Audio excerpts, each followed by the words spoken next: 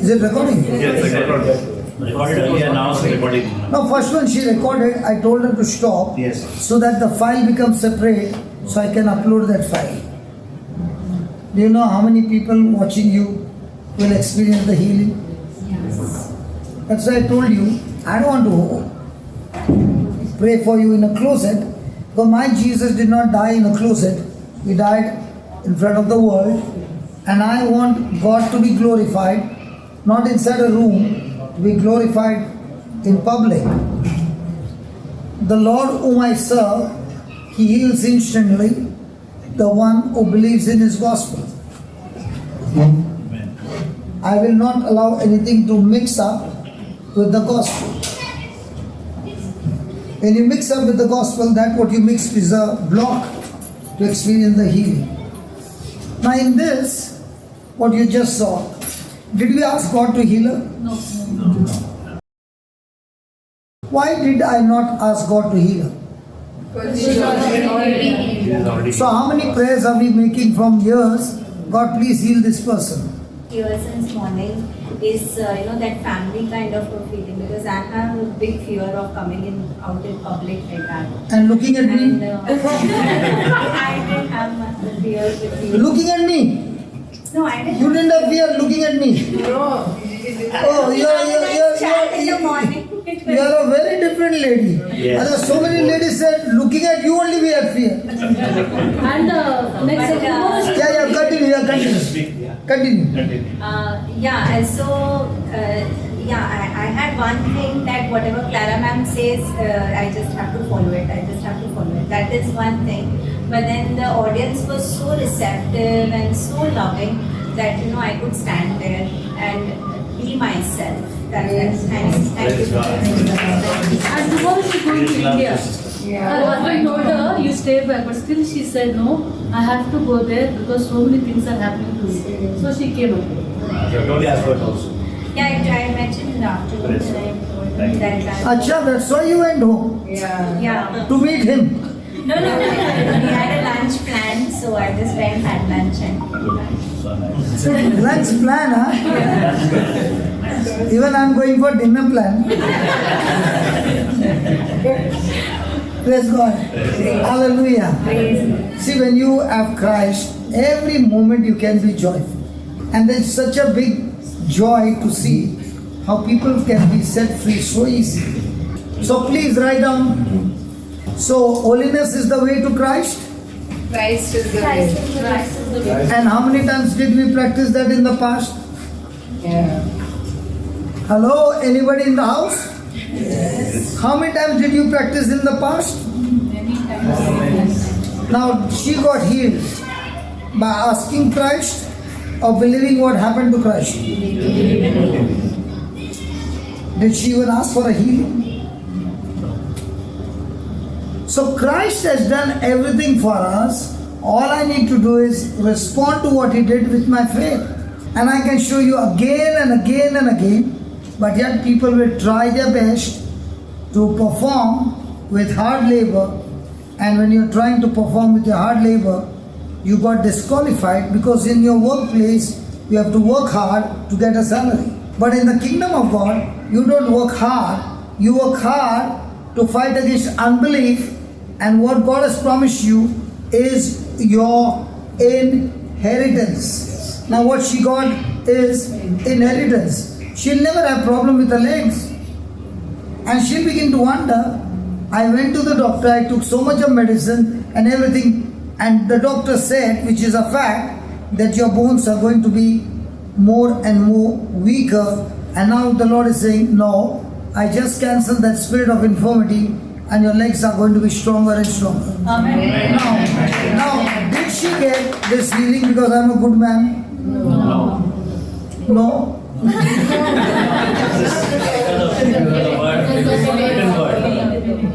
So listen, Baba, you did not get healed because I'm a good man. You got healing, but the Christ in me is good to you. And all I did was allow Christ to touch you by giving my body to Christ. So in Christianity, Christ is the King of Kings. and he serves his people by being a servant. Have you ever heard a king becoming a servant? So that's what he does. He served me. And now that he served me, he's saying, can we go and serve somebody?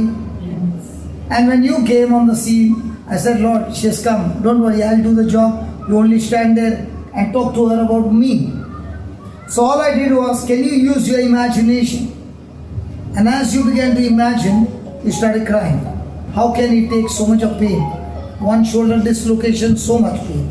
What about all the bones out of joint? Now when you began to imagine what the Lord did for you, that's the time the healing starts. God is looking for people with imagination. Now, say that now. What is now? Now. No, what is now? You're saying now. Yeah, Richard. Now, Not then. Now this moment is now. right now is the present tense, not future tense. Now, unto God. Him is God. Now to God. That is, pause. The first question is, do you believe God is able to do? Yes. If you said yes, then why are you worried? If you said God is able to do, then is there a question of worry? Shouldn't be, no.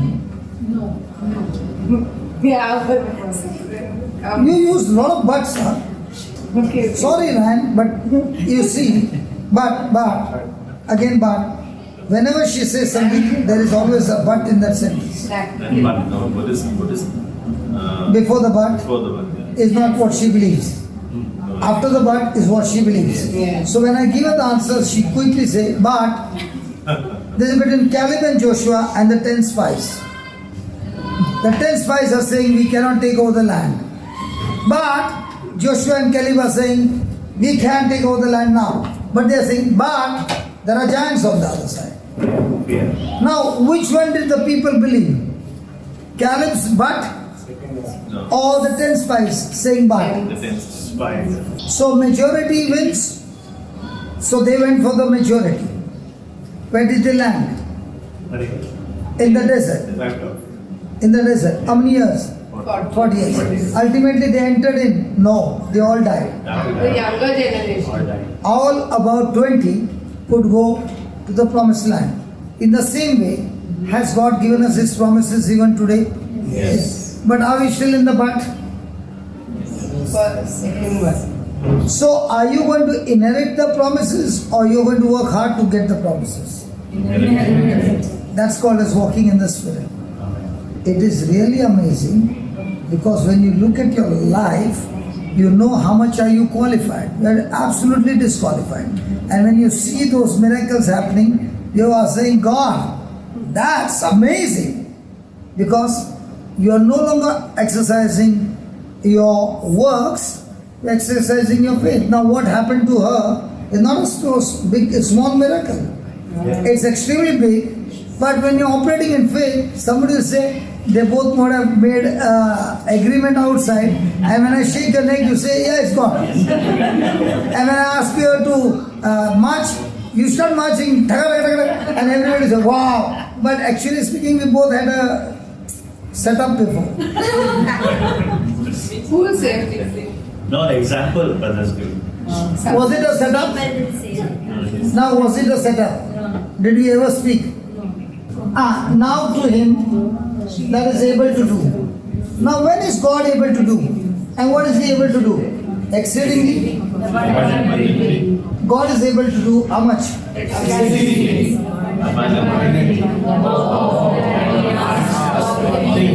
So did I ask you to think? Yes. Yeah.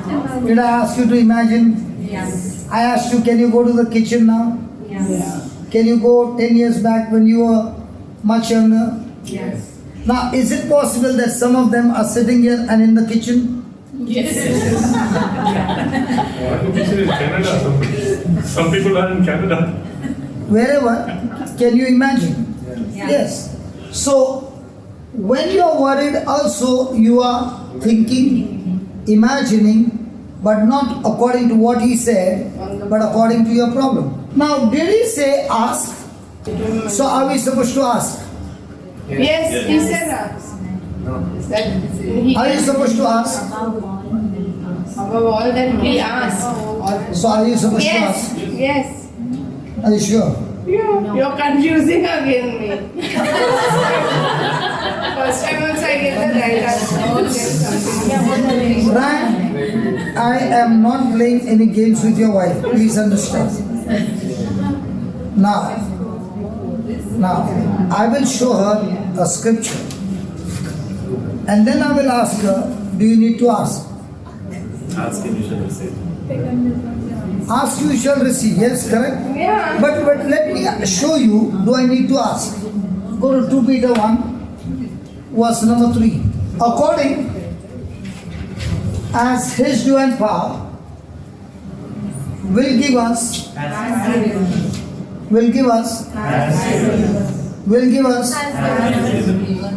is it has given us? Teacher. Yeah, has given us some things, all things that pertains to life and so let's say Ryan put 100,000 in your account. Now if Ryan wants the money, can he go to the manager and say, you know, I transferred 100,000 to your account, so can you just transfer 20 back to my account? Manager, you want, he's your best friend. No, he can't. Because it's in my account. I have to give the permission. You see? You gave your hard-earned money there. Now she's saying it's in my account. You need to take my account. We have a joint account. No.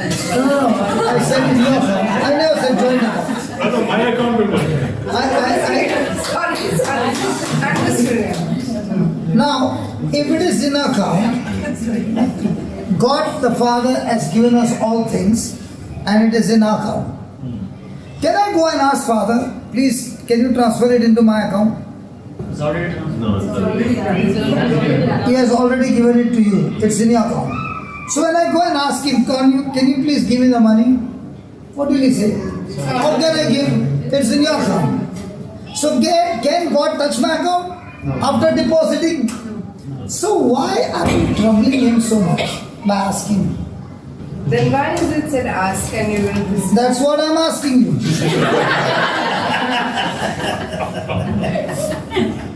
If God the Father has deposited all things pertaining to life and godliness in your account, Yes. then is it in your account? Yes. So do you need to learn to withdraw it? Yes. So can I go and ask him? No. And if he doesn't give, so if I go and ask Jesus, can you please give me? And he's not giving. So can I give him dhamki? तेरे माँ को जाके बोलूँ क्या? When we were small, Bombay का कोई? ते Bombay का जो भी है ना, देख मेरे साथ पंगा मत लेना, तेरे माँ को जाके बोलेगा. Do you know that in Bombay we say, तेरा माँ को बोलूँ मैं? Yes. ये बोल तेरे माँ को बोलूँ क्या? What are we doing in prayer? Jesus, if you don't give, तेरे माँ को जाके बोलूँ. और माँ क्या बोली?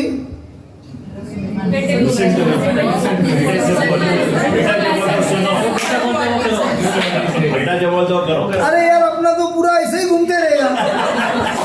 माँ को बोलते, माँ बोलते, बेटा को बोल, बेटा बोलते. बेटा. So what is our prayer life? Confusion. So we study this next time. No, now. A bit different. Am I confusing you? No. Then why we can learn next time? No. Are you confused? No.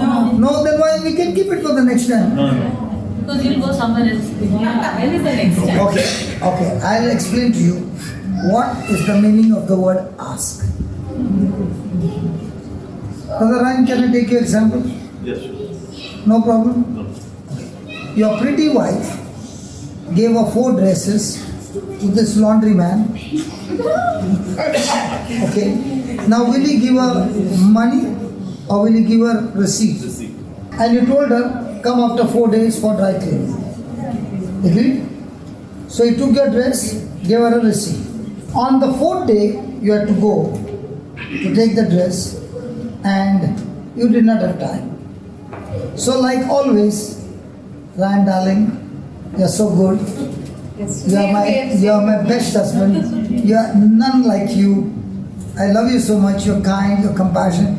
And he says, tell me darling, what do you want me to do? So she says, go to this laundry shop. Here's the receipt. Please get my 4 dresses. And Ryan faithfully goes to the shop. And he says, can you give me my wife's clothes? He says, which wife?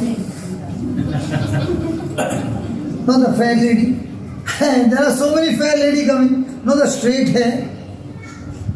Straight hair also coming. Black hair. So many ladies with black hair. Maybe. But she sometimes gets dimples, not all the time. Now he's pleading with him to give the dress. Will you give him the dress? Now he's kneeling down and pleading to you. He never does that. But for his wife's sake, he's kneeling down. Will you give him the dress? Now he's sleeping. Will you give him the dress? Now is he frustrated? Yeah. So you are saying, you don't have to do all that circus. Your wife would have given you the receipt, no? I remember she gave me the receipt. So he removes the receipt and gives it to him. Now when you are giving him the receipt, are you asking him for your wife's dress? No. Then asking for somebody else's dress? Yes. The receipt when you gave, you are making a demand for what is your wife's dress. So you are asking what belongs to you. So you gave him the receipt. Does he speak anything or he gives you the dress? But all this time why you did not give? Because you did not present the receipt. In the same way, when you go to the Father asking for anything, Jesus has given you the receipt called His promises. You show the promises that Jesus has provided for you. You are asking not for something that is God's. You are asking for something that He has deposited in your account as your inheritance. So how many people are interceding without a receipt? Basically, we need a withdrawal slip. No, but they are We need a in withdrawal slip. So basically, she's saying there are so many people who are going to the bank Intercession. without. There are different ways. One is with this document. One way is with the document, and one way is the divine mercy. One way is the rosary. One way. Ultimately, can you receive what He has deposited without the promise? No. Just put it up. No, give me the 3rd and the 4th. Okay, now listen. Did He say He has given you all things that pertain to life and godliness? Yes. Did He say He has called you and He has given you to the knowledge of Him? If I don't have the knowledge, will I know what is in my inheritance? And He has called me for what? Glory and virtue. Am I living a life of glory? Now she is a non-Christian who came. Okay? And she came for the first time and she heard what Jesus did for her. She believed. Now, did we see the Holy Spirit here? No. But did we see His work over here? Yes. Did she get healed? Yes. And she said, I not only got healed over here, my sight also improved, everything improved. Now, has God called us for this kind of life or like every other person living on this planet Earth? So, are we living a life of glory and virtue? Are we living a life of a beggar? Beggar. If she had to come to you, would you be interceding or would you be? Both, I would give her the word and also I would give her some other. So, in the early church, when you read in the book of Acts, were they interceding for people to get healed or were they killing the sickness? The early church did not pray for the sick. The early church went and healed the sick. And what are we doing? Sitting. No, but when I give her the word, the sickness will get healed. Are you supposed to When maybe I pray using the word of God. Are you supposed to pray or are you supposed to cast out? I am supposed to declare the word of God in that situation. Sometimes it's casting out, sometimes it's speaking the word it's always speaking the word in faith. Yeah. Cast out. Authority is given. Are you supposed to use your authority in Christ that brings glory to God? Yes. Or are you supposed to be like begging, asking God to do it? Authority given is the authority. Now the early church, you see, they went and killed the sickness. They lived their life glory. So every time they met, they began to share what the Lord had done. So are you living a life that God called you to glory and virtue? And how do you do that? He gave you the answer. Whereby are given unto us exceeding and great and precious promises. That using these promises, you might be partaker of His divine nature. By using these promises, you escape the corruption that is in the world through lust. Did He say pray about it or did He say use the promises? Use the promises. And what are we doing? Pray. He never said pray. He said use the promises and get that corruption out because you are in authority. Now are we doing what He said or are we doing what the majority are doing? The church. If you have ears to hear, hear. If you have eyes to see, see. Make the correction and live a life of a believer rather than a beggar. I'm living this life every day and I'm enjoying this life to the full because by the time you take out the sword, the battle is already finished. If I can shoot, do I need somebody else to come and ask them to please pray for me or I do the shooting? You know the driving, no? Are you going to ask him just drive the car for me? Simple, yeah. Open your eyes. The mother saw that the daughter ate egg. She found that when I'm using the water therapy or turning water into blood, it works for me and my faith is strong. Now did she go back to there? Yeah.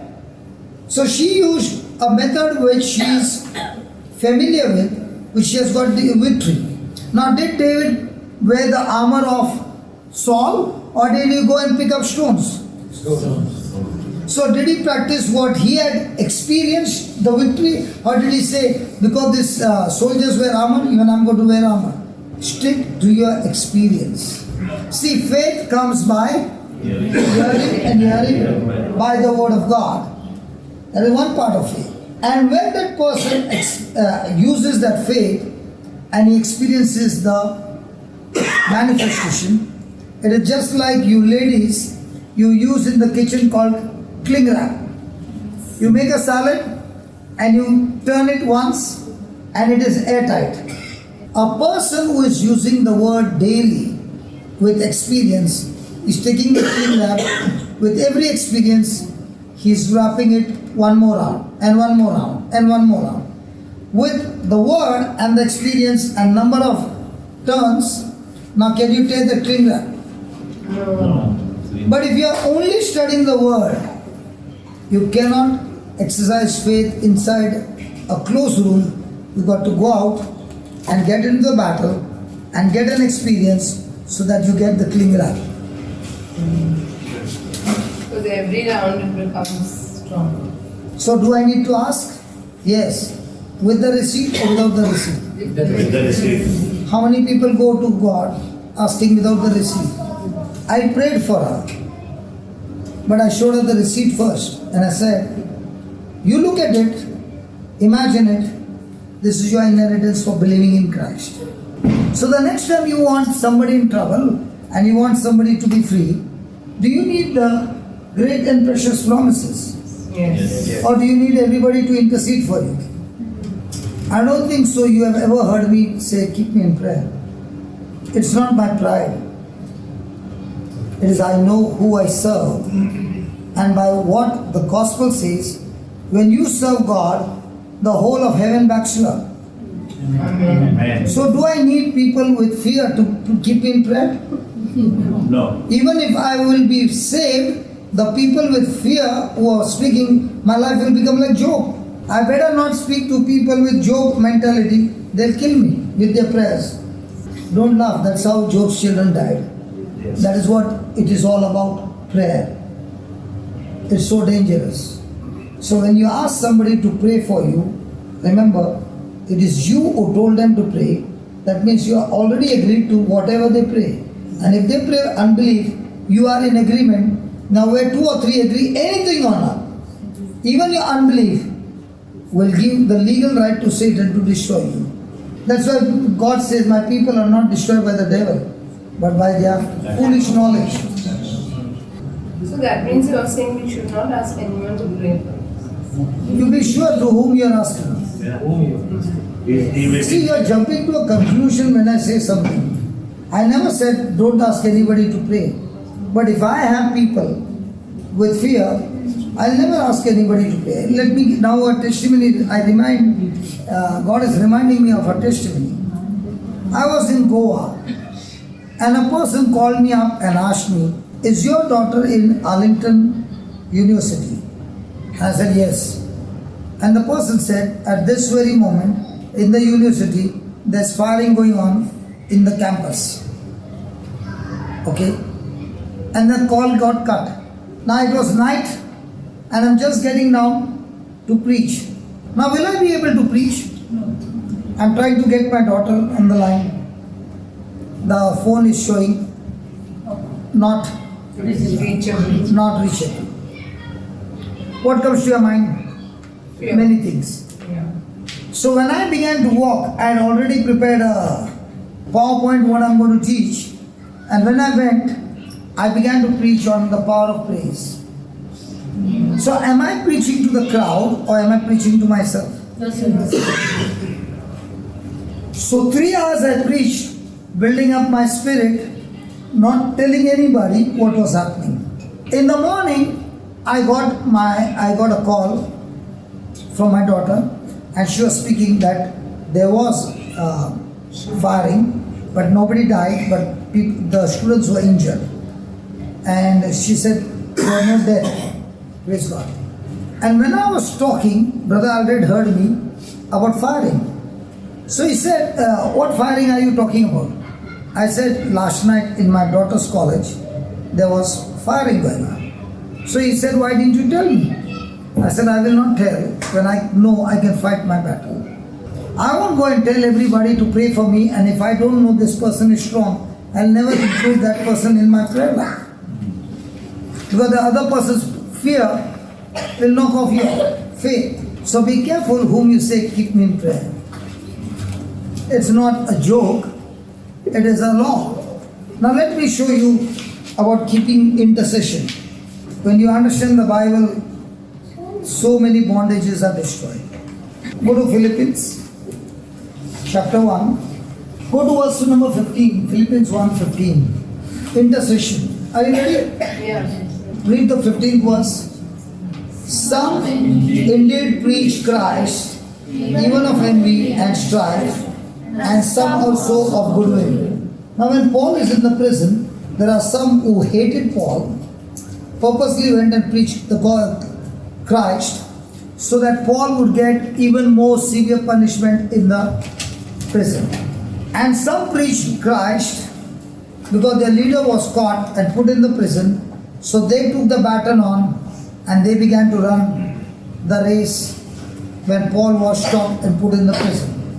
So there were two sets of people in Philippines, some for Paul and some against Paul. The one preached Christ of contention, not sincerely, supposing to add affliction to my bonds, correct? But the other of love, knowing that I am set for the defense of the gospel. Now, why was Paul put in the prison? Because he was preaching the gospel. For preaching the gospel. Some of them were preaching the gospel so that more afflictions, more punishment, more severe affliction would come on Paul. Now look at what Paul is saying. What then? Notwithstanding every way, whether in pretense or in truth, Christ is preached. Whether a Protestant preaches, Pentecostal preaches, a Muslim preaches, a Christian preaches, a Catholic preaches, a Hindu preaches, as long as Christ is preached, I shall rejoice, not looking which title is preaching, whether it's preaching out of love or whether it's preaching out of strife. Do we have this kind of a heart condition? I'm asking you, Now yes. do we have got this kind of a heart condition? The first thing you want to know, was it the Catholic who was preaching or was it the Protestant who was preaching? And if it is a Protestant, he is going to hell anyway. You don't go to heaven or hell because of the church you belong. You go to heaven or hell because of your relationship with Christ to whom you belong. Church did not shed the blood. Christ shed the blood for me. So it is Christ, my relationship with Him, that decides where I am going. So here is saying, no matter who is preaching, but as long as Christ is preached, I therein do rejoice, yea, I will rejoice. For I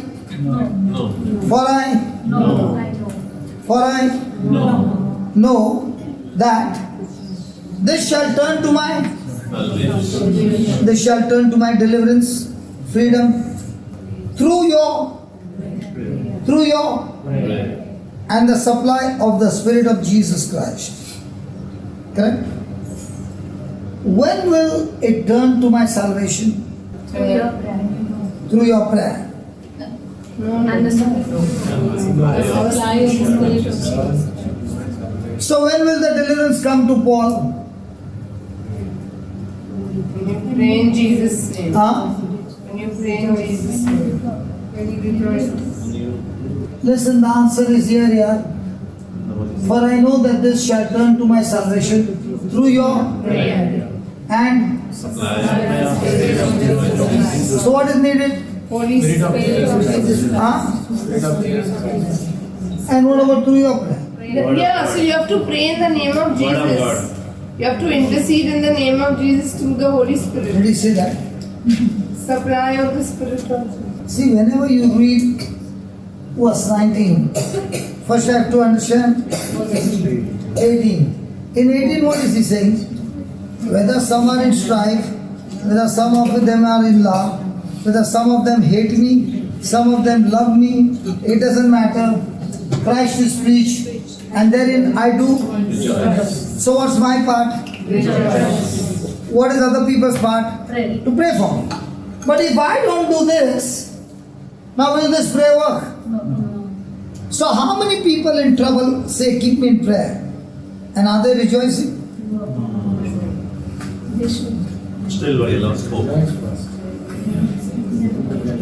So if they are not rejoicing, will your prayer work? No. So is the kingdom about worry or faith? Faith. So can a person have worry and rejoice? No.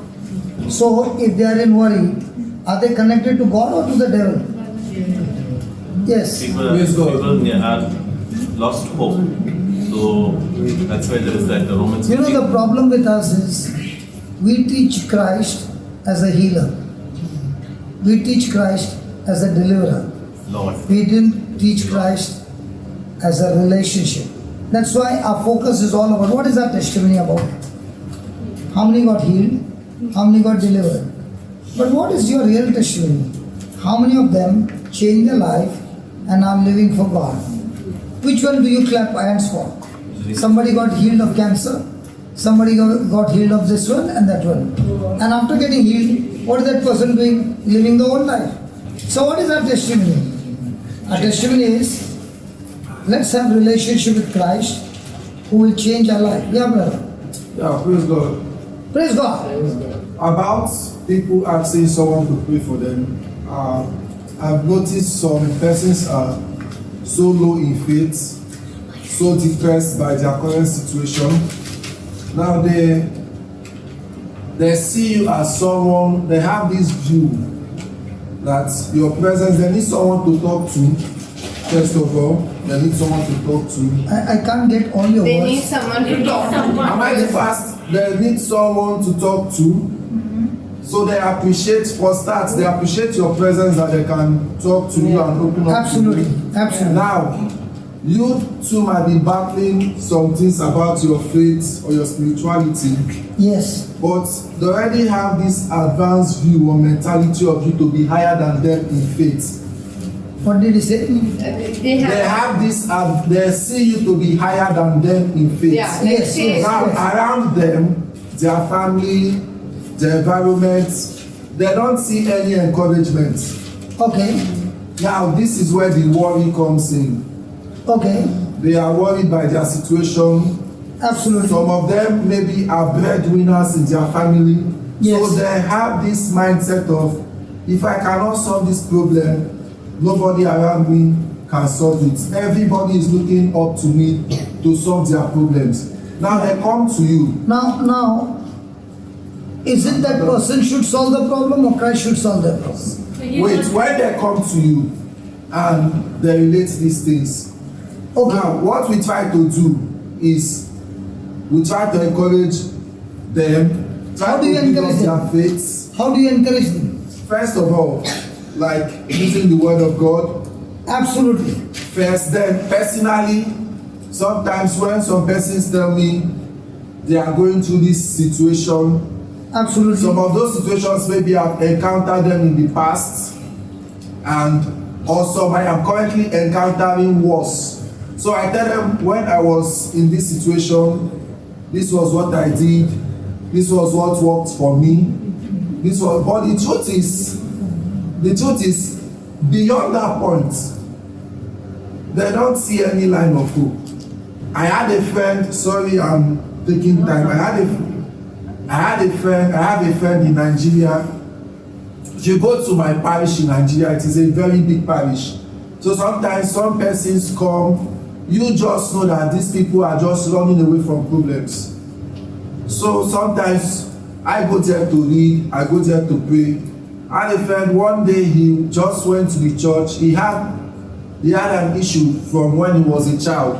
Whenever he is at home, he'll be having skin allergies. So his parents bring him to the church. Whenever he gets to the church, no allergy. Whenever he goes back home, allergy resumes. So it's made him, whenever he closes from school, they take him to the church. Whenever he's on holiday, he gets to the church. Right now he's about 40, but any free time he has, he comes to the church. So there was a particular day, any day he's not working, he's at the church. There was a particular day he was at the church from 7 a.m. A woman came to meet him. He was just sitting. The woman just came, he greeted her, 7 a.m. 7 a.m. The moment he greeted her, she exploded. This is happening in my family, this is going on, this is going on. 7 a.m. until 6 p.m. That's 11 hours of talk show. God forgive me of lamenting. Until 6 p.m. she was talking and saying everything. That period, he was encountering some problems. But hearing from her alone was an encouragement to him. Now, what was his encouragement to the woman? When it was 6 p.m., she looked at him and she said, "Thank you for listening to me." And she went home. And he could Can I speak now? I'm almost done. He could see that by that presence alone, her hopes changed. So in people asking someone to pray for them and they still go back to their worry, sometimes I don't blame them, because before coming to you, they saw no hope.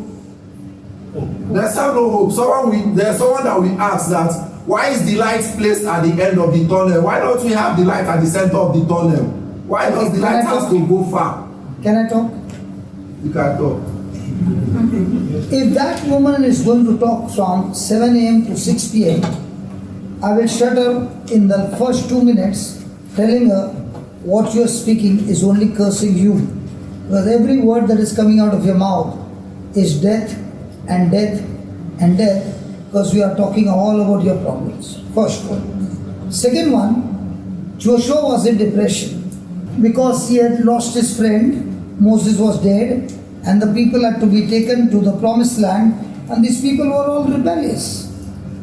And God said to Joshua, be courageous, be strong. And then he also gave him the formula how to be courageous and strong. And he said three things to Joshua. First, speak the word day and night. Yeah. Let this word not depart from your mouth. That's what I'm about. Okay. 2. Meditate on my word day and night. Yeah. If you are able to master your tongue, then only you can master your mind. And 3, if you master your mouth and your mind, surely you will be able to master your action. And then, put the Joshua on it. And then God said, not I, Joshua, you yourself will make your way prosperous and successful. Look over there. First one, teach your tongue to speak my word. Meditate on my word. So master your mind. And you can master your mind when you learn to speak God's word. 3, do all that is according to what is written in it. For then you shall make your way prosperous. God never said, I will prosper you. God never said, He will give you good success. He said, you do these 3, the result is this. So when people come, I will not give them a chance to speak their problems, because I'll say, you've got a choice. You can speak your problem and pour it out, but remember when you're speaking, every word has got power and it's going to be life and death. Yeah. How will you feel if you go to see a doctor?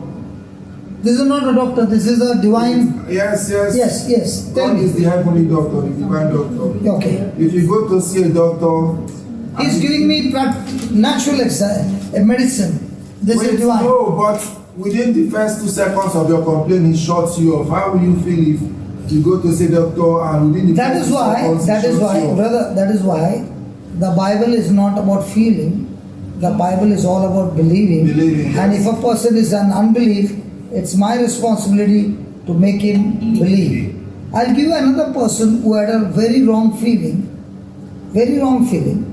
and he lost his life. Let me show you. Go to Matthew chapter 11, verse 1. And it came to pass, when Jesus had made an end of commanding his 12 disciples, he departed thence to teach and preach in their cities. So he gave them the power and sent them out, and he also went to preach. And when John had heard, when John was in the prison,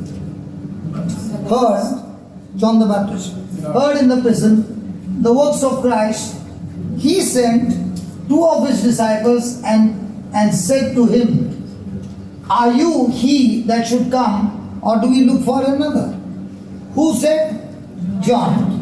Was John the one who baptized Jesus? Yes. Was he the one who saw the windows opening of heaven? Yes. Was he the one who saw the Spirit descend on him? Yes. Was he the one who heard, this is my beloved Son? Yes. Was he the one who said, yes, the Lamb of God who takes away the sins of the world? Yes. How come this John is now saying, sending his own disciples to go and question Jesus, are you the Messiah? He heard the works of Christ, and he sent 2 of his disciples and said, are you the he that should come, or do we look for another? And Jesus answered and said to them, go and show John What you have said. again. That means, had they come before? Yes. Did he tell him, yes, I am the Messiah? Or did he give him the answer, go and show John again those things which you do hear and see? Did Jesus say, I am the Messiah? He never said that.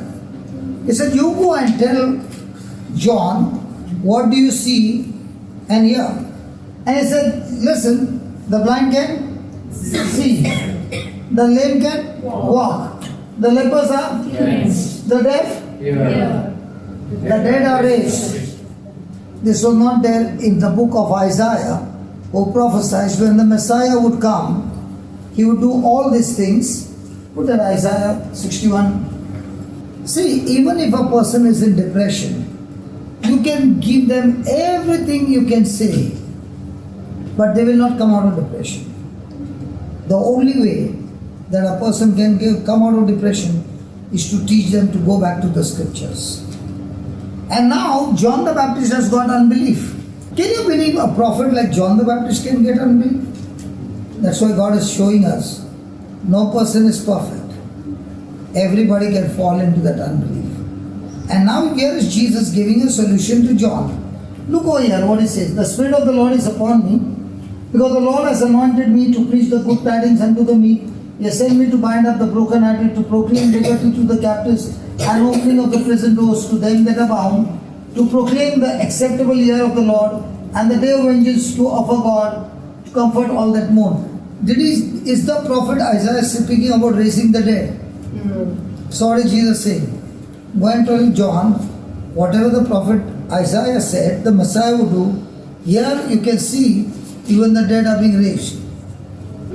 Are you the one, or do we expect another? Did he send his disciples to ask Jesus, are you the Messiah, or do we look for another? See, if I have already made my mind as a stronghold not to believe, then even if you see the scriptures, you may not teach it. Because your stronghold will not allow you to even see the scriptures and believe. Because if I speak about John the Baptist, many people in the church will get offended. But what's the truth is the truth. That truth is telling me no one can boast of our relationship with God. If John the Baptist can fall, we also can fall if I misinterpret the scripture. Now look over here. Even Luke chapter 4, 16.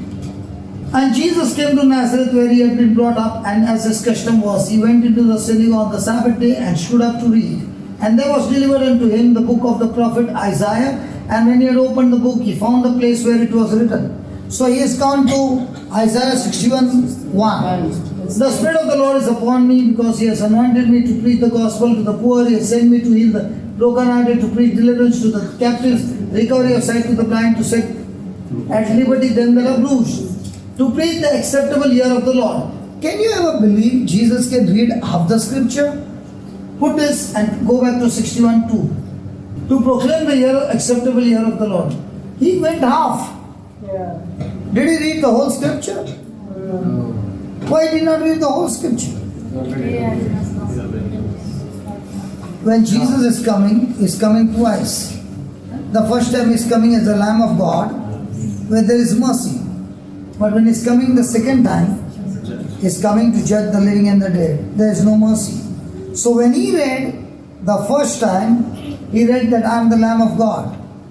This time I have come to show mercy. The second coming is no mercy. Your time is over. Now we are in the time of mercy to change our life. When Jesus read that scripture half, he read that and said, today the scripture has been fulfilled in your hearing.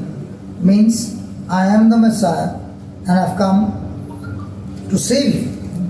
Now he go back to Matthew 11. And blessed is he whosoever shall not be. So was John the Baptist offended? Yes. No, where is it said that? See or no? And blessed is he whosoever is not offended. That means anyone else. Now who is he talking to? To John's disciples or to somebody else? Yeah. John's. So why is he telling me? No, that is you have concluded that he's talking about John being offended. It could be anybody else. Anyone who's taking offense. ठीक है. Come down. Jesus answered and said to Those who? the disciples of John. And who is he talking to? Just go slowly. Is he saying the blind can see and all this? Yes? And is he saying the 6 was also to them? Or is it saying to the crowd? No, to them, those two disciples. So why should Jesus say Blessed are those who are not offended of me. Anybody, they could also be of them. Then I can't explain to you. Sorry. Because here he says, no, go and No, I can't explain to you because you are not willing to understand. Is he talking to John's disciple or to the crowd? Did he answer them? Yes. So in his answer, did he give all the scriptures? Yes. And blessed is he whosoever shall not be offended. Then see what happens. 7. And as they departed, and as they... So did he say to John's disciples? Yes. Now follow. So did John the Baptist got offended? Yes. See how much time it takes. Religion will not allow you to say the truth. Religion will keep you in a bondage, but not allow you to open your mouth and speak the truth. Swear. And people who are caught up with religion, they will look and look and still not believe to practice it. It is very easy to convert a person like her, but you have to really work hard to convert a person who goes to church every day. Because for me, it is so easy to go and convert the non-Christians. But if I have a person sitting on the first row of the church, it is so difficult till the end, the person will allow religion to rule, but not the truth. And that's why their life is messed up. Okay, just a question. Yes. 11:6. Blessed is he whosoever shall not be offended in me, meaning whosoever does not offend me. John the Baptist got offended. Why did John the Baptist got offended? Did he say to his disciples, here is the Lamb of God who takes away the sins of the world? Yes. Did he send his disciples after Jesus? Yes. Now what was John the Baptist believing? That Jesus the Messiah would fight against the Romans and establish the Roman, destroying the Romans, establish the kingdom where Peter and John would be sitting on the right and left and all those things. So they believed Jesus has come to establish the physical kingdom, whereas Jesus came to establish a bigger kingdom, the spiritual kingdom. So now John the Baptist is thinking, I worked hard and I collected these people and I told them to go after Jesus, and Jesus, instead of starting a revolution, is talking about love, is talking about peace, is talking about forgiveness. It says that there is nobody in the kingdom is you know that about John? Greater than John. Yeah. Now that's what I'm coming for. And as they departed, Jesus began to say to the multitude concerning John. So now in front of them he said, blessed are those who are not offended in me. Now when the disciples went, now Jesus is going to speak something behind their back. Even Jesus speaks behind the back. Do you have anything? Have you ever practiced speaking some things behind somebody's back? No? Not in Oman, praise God, big liars, go for confession. Hallelujah. All nature. So here is Jesus talking behind the back. Jesus began to say to the multitudes concerning John, what went you out in the wilderness to see? A reed shaken with the wind? By what you went out for to see? A man's clothed in soft raiment? Behold, they that wear soft clothing are in king's houses. Even if you scroll, I can still read. Don't worry.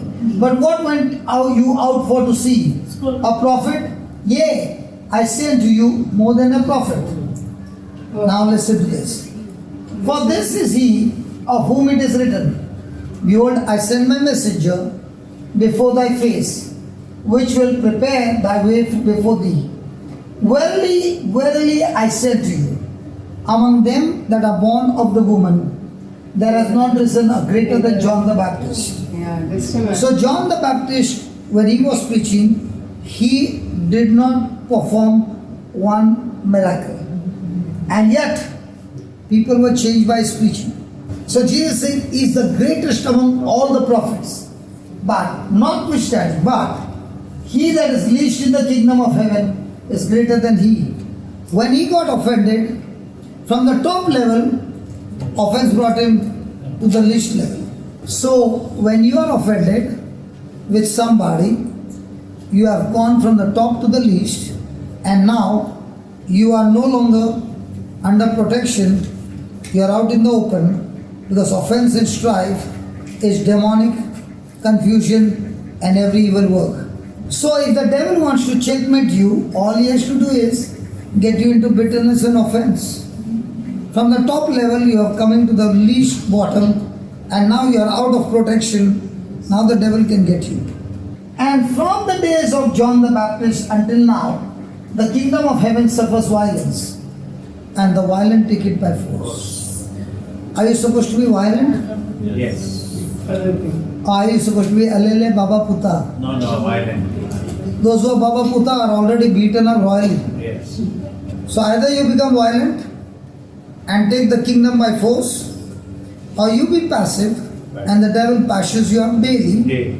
and get the daily torture and torment and live a life of a beggar rather than living a life of a believer and taking your inheritance by force. So was John the Baptist the top? Yes. Did he come to the bottom? Yes. Because of what? Unbelief. Because the interpretation of the scripture was wrong. And that's why Jesus is telling the disciples, go and show John again what the scripture says. The Messiah is doing the same and even more, so that John can come to his mindset that what he's thinking is wrong, and he makes the correction. And when he doesn't make the correction, the person who can only be the person who can save him, he has got offended with Jesus and he lost his head. You know, when you are offended, you have opened the door for the devil to come in and strike you whenever he wants. So how should you feel when people do wrong things to you? You should feel joyful. The people are supposed to do wrong to you. But you can't keep like being a doormat, like just say, okay, These are all your mommy's toys. Mama says to say. Now, my question to you is, did the Jews and the Romans treat Jesus like a doormat? Did he have the power to give back? One word, he could have destroyed them all. But was his intention to destroy them or to love them? Was his intention to save them? Yes. Now, did he obey his father or did he obey his emotions? So father tells you to fight back, or father tells you to forgive and love. In the world, you become like a lion and roar like a lion, and you are a king. In the kingdom of God, you become a lamb and you got heaven as your eternal home. You can roar like a lion and go to hell, and you can live like a lamb and go to heaven. Your choice. And those who roar like a lion, ultimately their life becomes miserable. But who live like a lamb, willing to be sacrificed for the gospel, they are always living a victorious life. Amen. Amen. Which one do you want to practice? Sir, actually, sir, I didn't understand this. They are saying that take violent by the violent take heaven by force. Yeah. So that means that you should aggressively practice this. Now, one minute. You had this sickness in your body. Was I loving that sickness or was I violent against that sickness? Violent against the sickness. So did I use the sword of the Spirit to cut him? Did I use the word? Yes. Did that word chop him off? Yes. Now you turn your neck, how do you feel? Now was I violent with it or was I requesting, please go no? Yeah. You will be violent to your spouse. But you are not willing to be violent against the spirit that is operating in the spouse. Okay. So this is for the Yeah. suffering. Yeah. We have to kill it. Kill it, yeah. Yeah. Now demonic. So if I am not violent, then the devil will kill me anyway. For example, during COVID, either the COVID will kill you or you kill the killer. Yeah. But if you are passive, So we kill it COVID by will the- torture you in fear Yes. and kill you ultimately. That is. But you are not passive and you are active and you are bold and you are fighting with COVID. Now you will kill COVID. So are you a violent person or are you a very loving, gentle person? I'm a violent person in the Spirit. spirit, But a very loving person in the physical. Excellent. So are you going to be violent now when it comes to sickness? Towards suffering. Will you tolerate it? No. Every time I'm teaching the same thing over and over again, but every time we are not ready to believe in the Spirit, we are taking counseling of psychology, psychiatrist and all that. And what the Google says and what medical report says, there's no problem. We'll accept it quickly because it's science. Yeah. And Bible is not about science. Bible is about the natural laws, the spiritual laws. So today they'll say, science will say egg is good for you. After the patent right, they'll say it's very bad for you. Yeah. Then again some money will come in. With egg you can become like this. And we all will jump because the science said that. Yes. But the word is saying, whatever God has created is good for you. Is it good for you, baby? Nuts? Yeah. So sweet. So, did she fight the battle with Baba Puta, or did she have to fight by taking the test? She was violent. Now, not looking at her, does she look like a violent girl? God bless the mother and the father for teaching her to be violent. Now, the father is saying, actually speaking, I am not that much in the word, but I pray, Father, when you become in the word, when you come into the word, this baby will rise up beyond your imagination. Because the devil knows I got a gateway. The mother is already sitting with the gun. The daughter is also sitting with the gun. But the father doesn't have a gun. So I can get entry from that area. But the devil is all the time searching for which gate is open. So why did we come here? What was I teaching? You came from Yeah, for him. No, for him. Now, if that lady is getting offended with what I'm saying, which is going to make her violent against the kingdom of darkness, now does she need will she get a miracle only when she's in the church, or she'll get a miracle wherever she is? Wherever she is. In her mind is, when I come to church I get deliverance. But now when she understood the truth, she's not only delivered, now she's doing a powerful deliverance ministry. When I go to Africa, I don't take anybody. You don't take anything? No, I don't take anything. In fact, I spend money over there. Are you scared? No, he's not. Why don't you take anything? I need to understand. Sorry? Why don't you take anything? Like you don't accept gifts or you don't. The people already are broken. And my job is to teach them the gospel and say, listen, if I don't teach you to give, if I'm not a giver, how will you learn to give to others?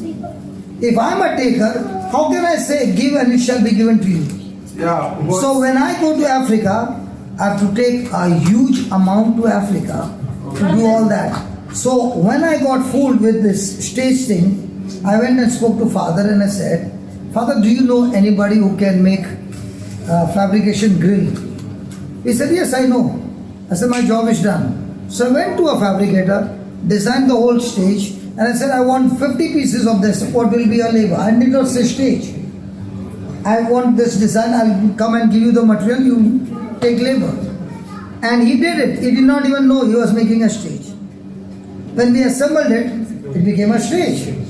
Now the speakers, if I take from here the speakers, they will not spare me with the custom. It will break my hand. So I designed a speaker because I found one person in Dubai who said, brother, I can give you the drawing. All you have to do is do it over there. The speakers can take 50,000 crowd. Wow. I put the mosque have got horns. Yes. I put the horns that go up to 3 kilometers. I got a generator. I got everything there. So all I need is now to go and put the power on and we are on. A person can be fooled once. He learns a good lesson and he says, now I don't want to take it on rent. I will have it on my own. And when I don't use, Father is using for his retreats. Praise God, the resources are being used. Hallelujah. Hallelujah. And that's why when I go to Uganda, those people know that this person is going to feed the ashes and everything, and all things are taken care of. Why should I shell money from my pocket? That too huge amount. But the people who come there are not 1,000 or 2,000. They come in 20,000, 25,000. So the expenses are big. Why should I put money from my pocket? The reason I want to put money from my pocket is because they don't have money. You know, when the priest said, this time we will not have it in our parish, we'll go to the other poor parish. I said, you mean to say your parish is rich? He said, yeah, my parish is rich. So I said, can you define prosperity in your parish? He said, it's so simple. If a family has got 3 times meal, he is a prosperous man. Now you can understand which place I go. I don't go to the city. God takes me to places where there is nothing. And where there is, these people need the truth.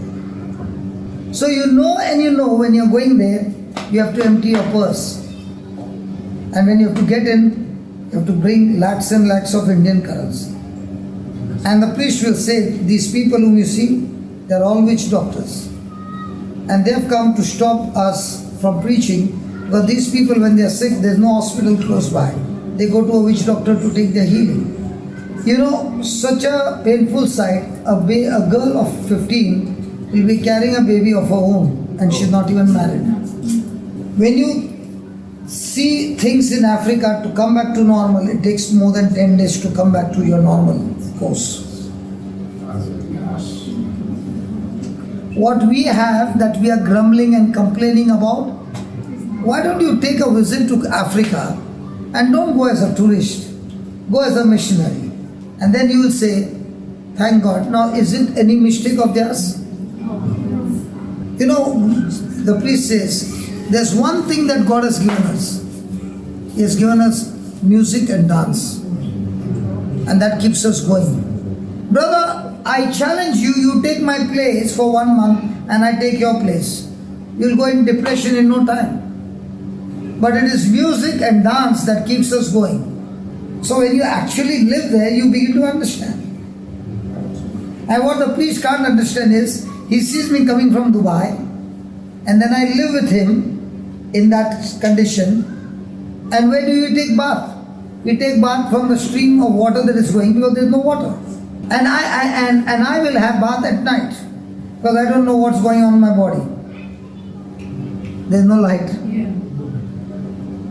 So the light is the solar that you can charge your mobile. So when you are there, you actually learn to be violent in your thinking and still be joyful and still have great fun in Africa.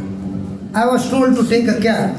Okay. And I got into the cab, and the cab driver told me, if at all a car is stopped anywhere, don't ask question, just give them what they ask you. And I began to wonder, what is he talking about? And it was a 7 hours journey, 7 to 8 hours journey, okay? And all the cabs are going one after another all together, and there's gospel music being played throughout the journey. While coming back, I came back to the place where I have to go to the airport. What's that, your airport name, International? Murtala Mohammed International Airport, Zatikeja. Okay, I don't know what's the name. Murtala Mohammed. So I came to the airport, and I was invited by a Hindu friend to come and share the word. So I was in their house, and that day there was some commotion in the road.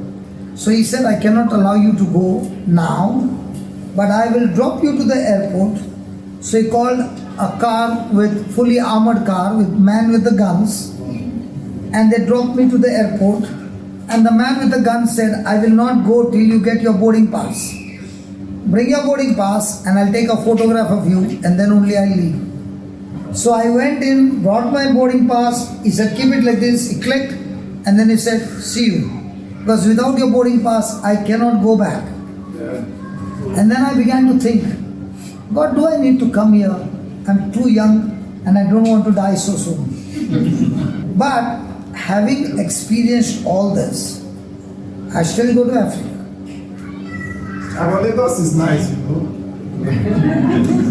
You know, it's nice for you because your color is beautiful. They will not arrest you. But the moment You say? Una vez, with the color of you that is there, Yeah. they will not catch you after 8 o'clock or 9 o'clock. But the moment they see my color, not the police, no, the ones who want, they will get me after 8:30. It is not like that. See, So that's what Father will say to me. This time, please don't come because I can't even hide you. Even if I put a color on you, they will still know you. So when I know that there is going to be a commotion, I am responsible till you take the flight. Yes, He comes to the airport with me, yes. driving 400 kilometers. So he's saying, I am responsible when you come in, and I am responsible till you go. Fantastic priest. Yeah. Okay? So he says, brother, this time please don't come. Because there is going to be any time something happening. Praise God. So when you go on a missions, you don't even know that can be your last time. Still you want to go. Because the violent take the kingdom by force. And if you see on the ground the children that are manifesting, at that time you say, God, I need to come here again and again to teach these people the truth. The first time I went, they did not have money and they organized the retreat. Do you know there were 2 bulbs on the stage called the altar? There was 1 bulb for the choir, and for about 15,000 people, there were 2 bulbs on the ground. So Father said, we will do it up to 6 o'clock. After that it becomes dark. I said, Father, please understand, I've come from so far. We'll continue. Do you need to see them? They need to hear the word. So even if we continue up till 9 o'clock, they can still hear the word. So he said, I've never done this before. I said, if you have never done this before, now it's time for you and me to do something that we have never done before. So he said, are you sure? I said, I'm sure, Father. We'll have the fun. And they will have the fun because now nobody can see them. So they can praise God, they can scream, they can shout, and nobody can see.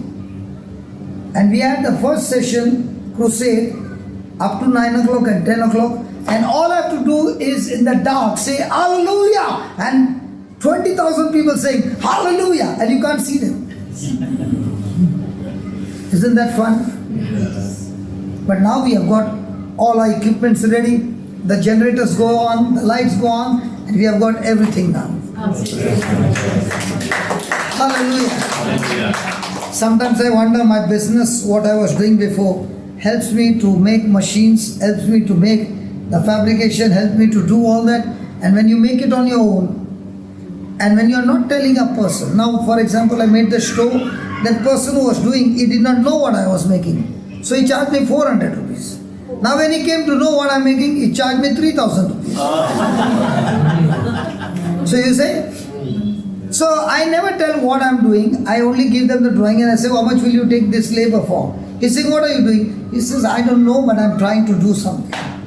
When everything is over, they begin to realize this man took a labor of making a grill, but he was actually making a stage. I come from a business mind. So shall we write down some points, because now you'll say, brother, it's getting late, I've got to go.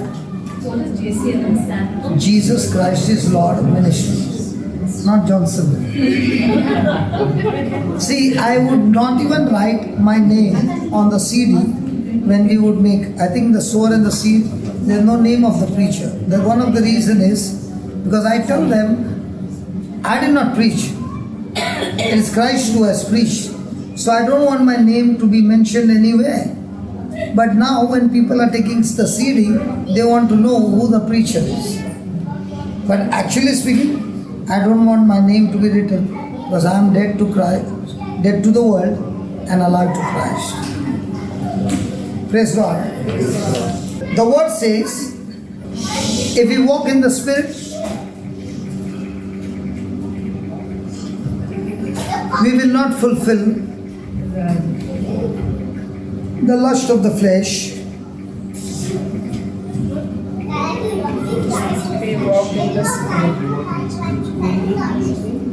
Where do we get? If we walk in the Spirit, then we will not fulfill the lust of the flesh.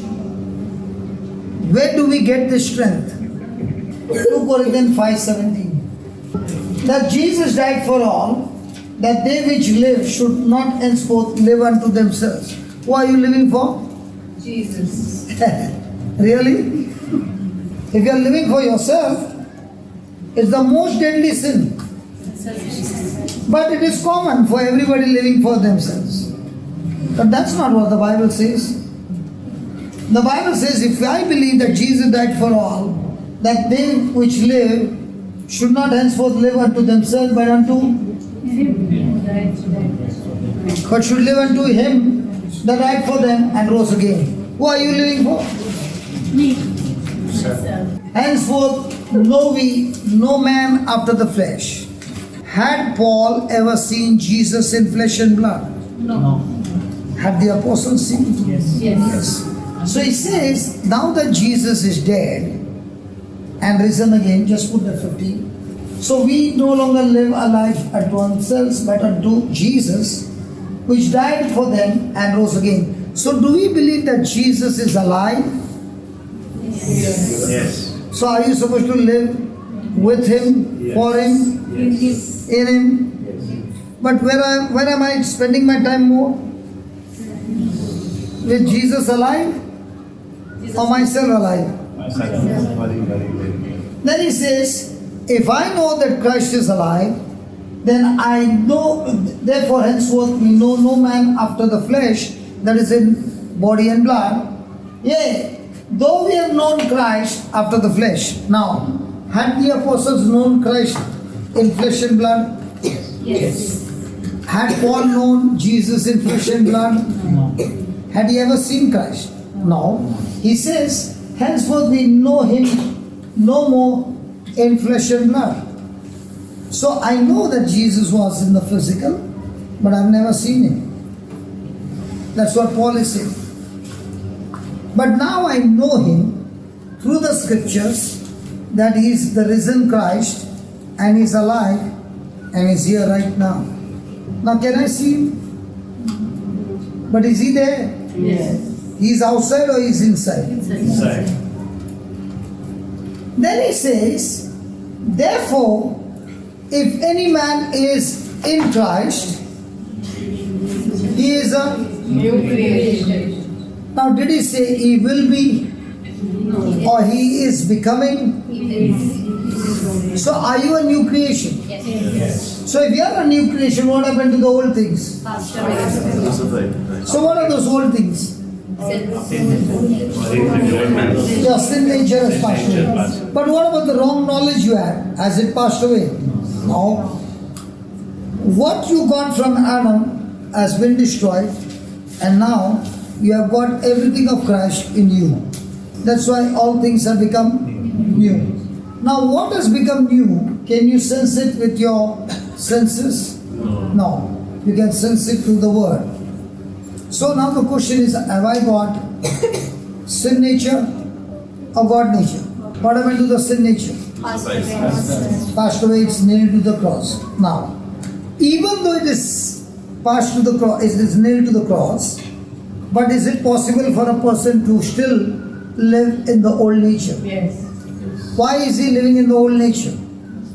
That's like Because the knowledge that he has of the old has to be erased by me using a soap called the Word of God. And unless that is erased, I cannot enjoy the new nature. So look what he says. All things, are of God. is it yours or all things are of God? Who has? Reconcile us. So we were rebels, but Christ is the one who gave His life for us. And through Christ, we were introduced to a ministry of reconciliation by Jesus Christ. And now that same Jesus Christ who preached the gospel and brought the lost to Himself, that same Jesus is now given to everybody the ministry of reconciliation. Has everybody been given the job of ministry of reconciliation? Yes. But have we ever took this job seriously? So what is the ministry of reconciliation? The ministry of reconciliation is that I have rebelled against God and I deserve to be punished. But Jesus is saying, when you believe that that punishment that you deserve, I took it on myself and I died in your place as a substitute. And I was buried. And when God raised me from the dead because I had committed no sin, at that very moment you and I were also raised with Him. So now that you have got the resurrected life, you have a new nature and that's why you are a new creature. Now what you have been given is the ministry of reconciliation, means you are supposed to be punished, but instead of being punished, Jesus got punished on your behalf. And instead of Jesus getting blessed, His blessing God has given to you, and that's the ministry of reconciliation. Now with this ministry of reconciliation that you have experienced, are you willing to carry the same ministry to others? Has God given to all of us the ministry of reconciliation? Yes. But are we practicing it? Or is it all about me? Then not only that, go to the 19th verse. Just change the translation for this. Go to PPT. Go to 17, you'll read that. Now if anyone is enfolded into Christ, he has become entirely, all that is related to the old order has vanished.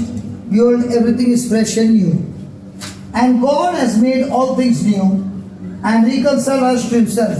Now this ministry of Jesus going to the cross, was it your plan or the Father's plan? So has the Father made a way for us to escape from hell? Yes. And because of which He sent His Son Jesus to take a place on the cross, and by which the sin justice has been paid in full by Jesus as a substitute. And now given us the ministry of reconciling others to God. Now when I received freedom, I received mercy. Now on Friday, Jummah, is it there that a season comes when the king has mercy? Yeah, amnesty. Ramadan, 15 years, no? Yes, Ramadan. Annually Eid. So that time are the criminals set free? Yes. If the king has mercy and he says, release that person, can anybody challenge? No. So the King of Kings has taken a place and used mercy to set us free. Now that we have been set free by believing in Jesus, am I supposed to tell my sister who doesn't know that if you receive Jesus, no matter what you have done in your life, God does not look at your past, He doesn't look at your mistakes, He forgives you and gives you a new beginning. So what did I do? What I have received, mercy, I am going and sharing with others and using the ministry of reconciliation to bring others to Christ. Now see, in other words, it was through Anointed One Christ. that God was shepherding the world, not Human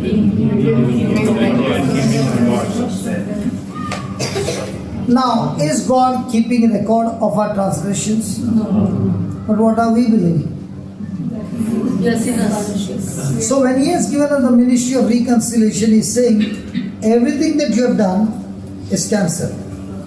Everything that you will be doing in the future is also cancelled, and I do not keep any record of it. So when you believe this, in your ministry of reconciliation, are you under pressure? Are you enjoying to do the ministry of reconciliation? And He has entrusted to us the ministry of opening the door of reconciliation to God. So when I come to Oman, I have to go through the immigration. If that immigration officer says you can't enter, can I enter? No. Even though I have the visa. No. Yeah, can't enter. If he says no, it is no. If he says yes, Yes. it is yes. So, just as an immigration officer as that, God is saying, I made you an officer by which you can minister to people and teach them the ministry of reconciliation, and through you, you can issue visa for heaven. Now tell me, which job do you want to do? This one. Issuing visa for heaven? Yeah. Citizenship in heaven? Or you are working hard to get some reals? I work for the highest authority, and there's no authority higher than that. And my job is to issue visas and give citizenship of heaven. I'm not saying he said. And that's why he says, now we are what? Do we have an embassy of India over here? Yes. But is he actually brave enough to fight when he sees his own people being abused? But what about the embassy of US? If one US citizen is abused, will that embassy go after getting that person released? Hello? Yes. They're more aggressive. What about our ambassadors? They're very decisive. So, US embassy knows my rights and my privileges, and they will not tolerate one man. Why is he so brave enough and so courageous? Because he's got his whole country backing him up. So when you are an ambassador of Christ, do you represent heaven? Yes. So do you have heaven to back you up? Yes. But do we believe? So we are ambassadors of the Anointed One who carry the message of Christ to the world. As though, look at this, as though God were tenderly pleading with them directly through your lips. So when I'm talking to you, it is not me but God pleading to you to turn your life to Christ. So we tenderly plead with you on Christ's behalf, turn back to God and be reconciled to Him. So are we having this job? Yes. But how many Christians have taken this job? And Jesus says, you are the salt of the earth. But if the salt has lost its flavor, it is good for Nothing. So how many people are having this job issued and they are good for nothing, but they don't use this job? So my friends, are you the real salt of the earth? If you are the salt of the earth, you will be doing this or something else. How you reconcile the two? That is my question. Sorry? How you reconcile the two? The Now two- you have you want to be this ambassador. I mean, okay, but because so many hours is going in your actual, because they are also paying your salary, so you cannot just. I go- quit my job. So all of how? Listen, I quit my job, which was giving me lakhs of rupees. Yeah. Because I decided, should I go after the job or should I go after the one who gave me citizen of heaven? And when I took that decision to quit my job, many called me foolish because I quit my You job. have to discern that. No? I mean, it's just like. It's about which one do you find more important. Choice. So I may want to quit my job. Then what will I do? Choice is yours. How can I talk about you, man? I can talk about me. For me. You're telling us Listen, this. I'm not telling anybody anything. You're telling Don't you blame me. No. I am just telling you straight away on your face. Who do you love more? Yes. The treasures of heaven or the treasures of this world? Of this I'm not telling anybody anything. You decide. You decide. Who am I to tell you? Yes. It's your choice. If you find gold as your treasure, you will go after gold day and night. If you find, You can do simultaneously, no? absolutely, I did it for 11 years. God never called me for the full time till I got trained. See, you don't get trained over here. I'm a preacher. I don't get trained preaching the gospel. Because here, everybody are come for me. Everybody is coming to listen. The real battle is not inside the church. The real battle, you learn the Bible, is in your workplace. So it takes. Because there is where the wolves are. Yeah. And there is where you have to treat yourself like a lamb. And only when you get qualified, now God calls you, put that you pass the test, now I'm going to take you on a greater level. On one side I was getting like 70s. On the other side, I was not having time for ministry work. Now which one do you want? You want this money or you want this? And at that time my children were small. It looked foolish. But if you ask me today, the best thing that happened in my life is the day I met Jesus. And the second thing, the best thing that happened in my life is the day I shut down my business and I came into full time. If I had not come to full time, do you think I would have been in Oman? I would have been coming and sharing with everybody, I had 2 factories, God gave me 4. And everybody would have clapped their hands because I'm earning more money than before. Now what am I running after? Souls or money? And foolish people will keep clapping. Because the treasure is of the heavenly kingdom or the world kingdom. And after earning all that money, I'll keep it for my next generation and they will feed the lawyers because there will be conflict between them. But if I have got the treasure of heaven, there is never a conflict. So which treasure am I gathering for the next generation to fight? Think about it.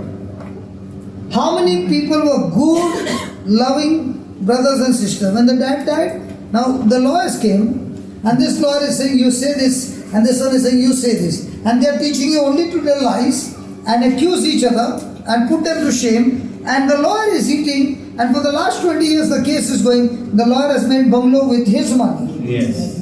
And the person who worked hard has got pauper paying the dues of the lawyer. Yeah. Open your eyes. Are you running after the treasure that even after you're gone, there's going to be a fight? That's why this time I went, Yes. I nominated all the 3 properties for all the 3 of them. So that after I'm gone, there should be no conflict. Praise God. So what's my treasure today? My treasure today is the souls that I'm able to win. Why should I stand from morning till now? Are you all going to give me money? So why should I stand? Why should I use my energy and talk to you? But this ministry of reconciliation got me out of hell and made me the citizen of heaven. So I love to talk to people that here's a choice. You decide what you want. And when you decide that the heavenly treasure is more important than the treasure of this earth, because if you have got money, at night time you can't even sleep because somebody might steal your money. And the more money you got, you're putting your hand in the purse and walking like this. And if you're living in the kingdom, there's no kharcha. Believe me, I came to Oman, she came and picked me up. This man fed me good food and gave me AC only for me. Gave me a good bathroom to have bath. Then that family over there, they sent the car, the driver came and took me and brought me. I did not spend 1 rupee over here. And while going also, bye, they dropped me to the airport. This is my life. I don't have to remove, I don't even keep my purse. Because I know everything is provided for me free. All I have to do is buy my flight ticket. And visa also she only gave me. Or he gave me. But I told you, just see if I can get a visa.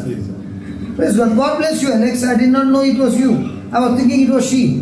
And thank you, Lord. Alex, I'm not here. Praise God. Hallelujah. Like Jesus said, when you go to preach, you don't take anything with you. Everything will be taken care of. Believe me, everything is taken care of. I just want to share. Yeah, please, go ahead. As you asked, like, how can I, I'm working and how can I be, how can I do the things what Christ is asking us to do? Initially, when we were in worldly way, we were living. Husband, I want to give on his behalf. He was also retaliating and reacting for whatever the company was. See, the night time better be choosy in your words. Yes.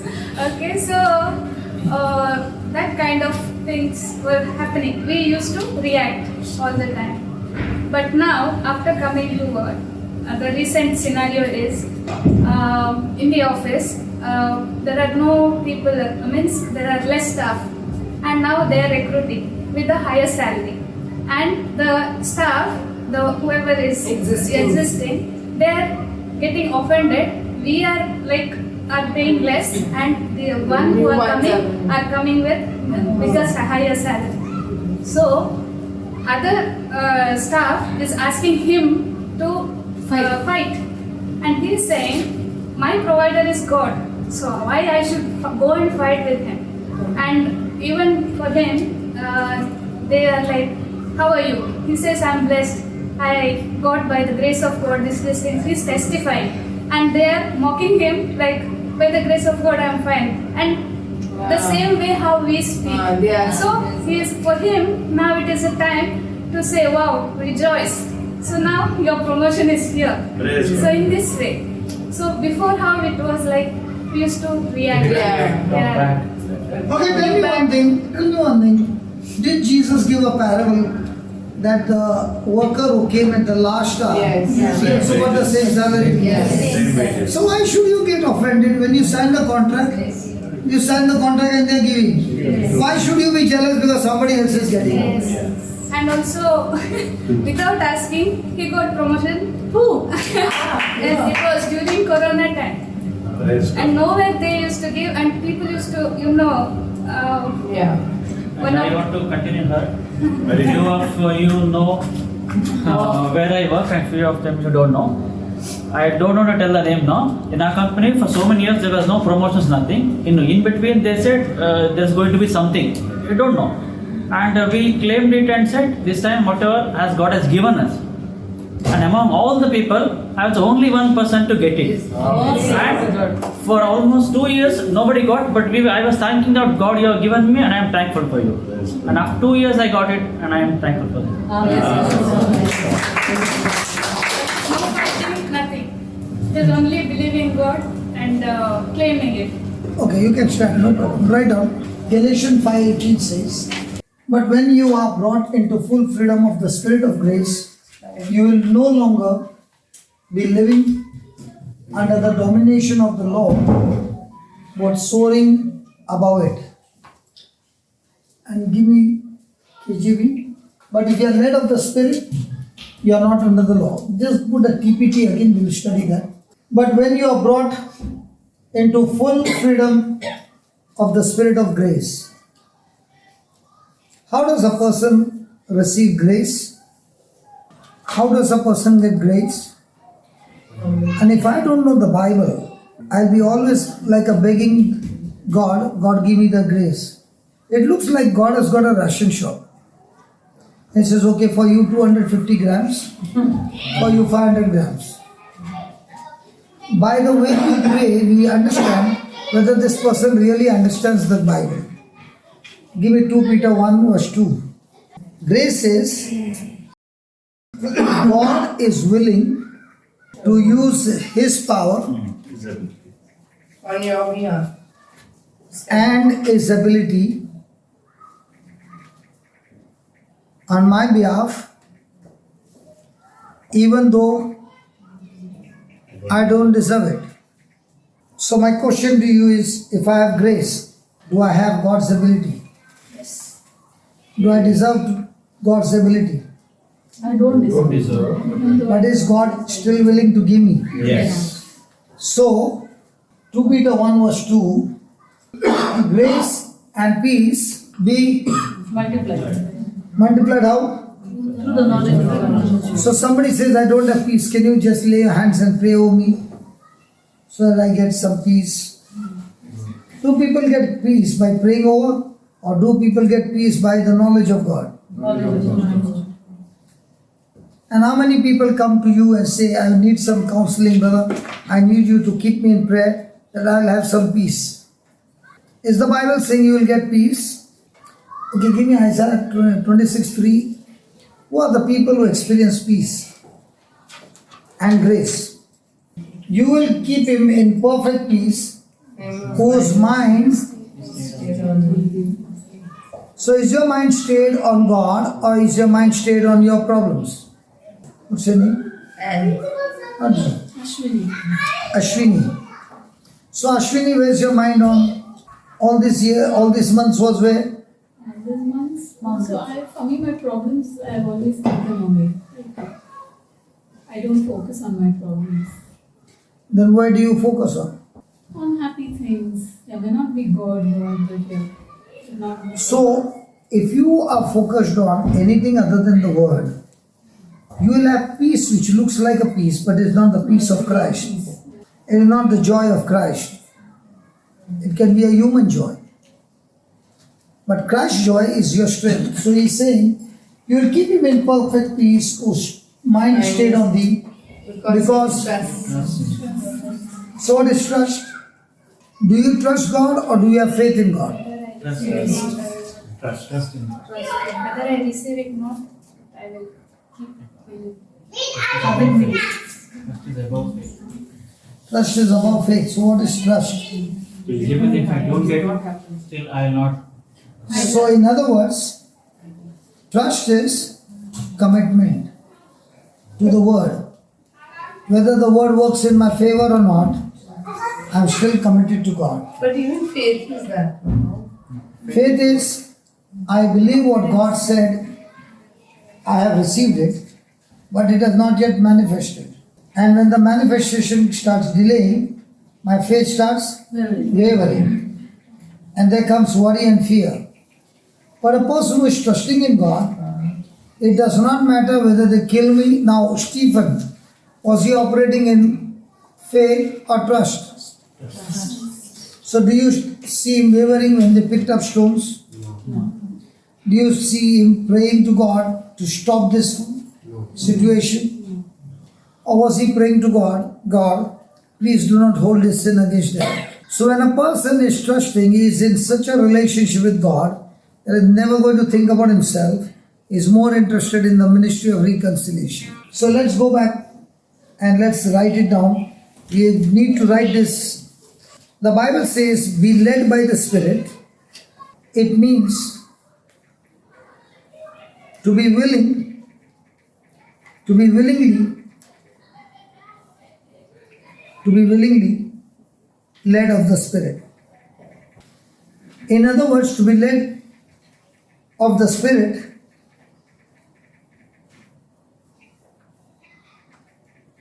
is to walk in the Spirit.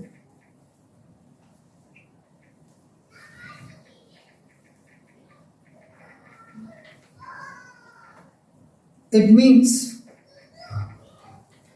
it is an act of my will.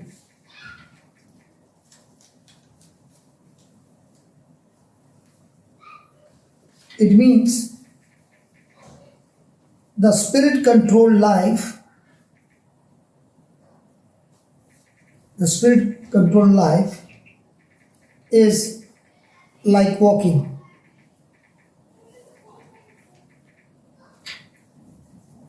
It's like walking. It's like walking. Nah. Are there some people who go for a walk? Yeah. So do they go for a walk automatically or they have made a decision to go for a walk? Made a decision. So when they start to walk, do they walk with the first step or all the steps are finished in one shot? First. The first step. So when they take the first step, they have started their journey.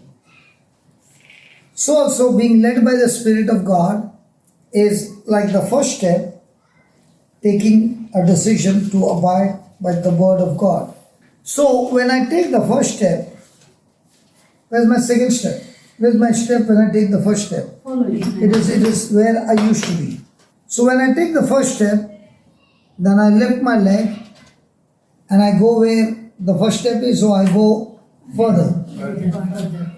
So our journey, walking in the Spirit, is starting first of all with submitting to God and willing to take the first step of agreeing to God. Let me start with you as I want to go from here to the airport. And let's say I'm going by car. Can I see the airport from here? No. So let's say I don't know the road and I put the GPS lady on. Now when she says, take the first right, Am I willing to take the first ride? Yes. Yeah. So have I made my will to what she says in agreement? So in the beginning, did I see the airport? No. Or did I see only the first step? Did I obey the first step? Yes. Then my leg goes for the second step. Or is my leg coming to the first step? No.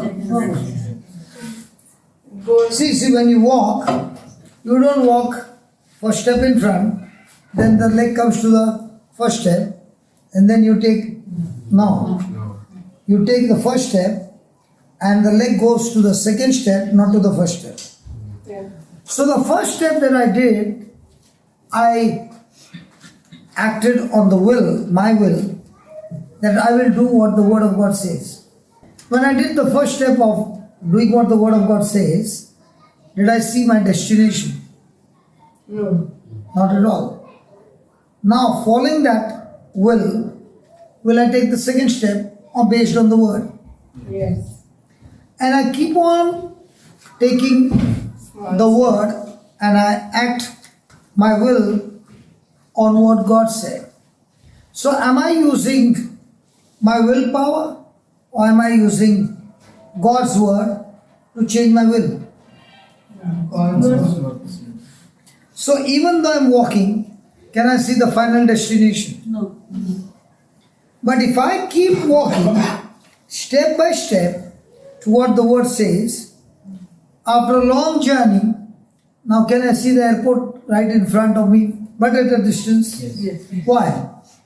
Because you have come closer. Because I've been walking step by step, agreeing to the Word.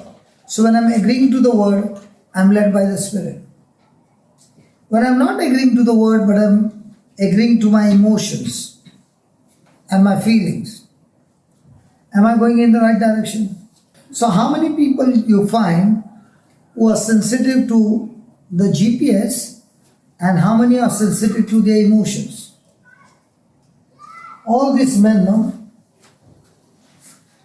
When that lady speaks to them, they listen. But if the wife says, and the best part is, they have not even seen that lady. And yet they will submit to that lady. But they will say, even if I make a mistake, that lady will never abuse me or say anything. She will say, doesn't matter, I'll reroute you. But if I do that with my wife,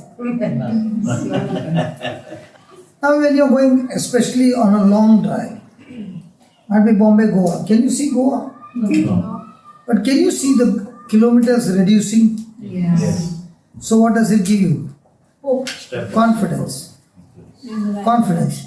And as you're journeying 1 kilometer at a time, is it getting reduced? And now you can see the last 10 kilometers. Yeah. But did you keep the journey going? Yes. So in our everyday life, we have got hundreds of decisions. But when you're making a decision of your time, 24 hours time, where are you investing your time? Being led by the Spirit or being led by the flesh? Because your time is your investment. Remember, your time will decide where are you going to be in the next year, in the next 5 years. And if you are a person who is very cautious about using your time to what the Word says, you are being controlled by the Spirit of God, you are being led by the Spirit of God, you will surely reach God's destination. So it doesn't matter what I feel. If I know and I know that when I made that decision and I took that first step and it was based on the Word, I took the second step based on the Word and I keep going through the journey on that Word, it will be like a crisis after crisis in Joseph's life, but the end result was the dream came true. So was Joseph led by the dream that God had given him? Yes. Or was he led by his emotions? So even though he was sold as a slave, was he crying? No. Was he depressed? No. Was he sad? What was the thing that gave him the power? The dream. The promise. So are we led by the promise of God, or are we led by our benefits?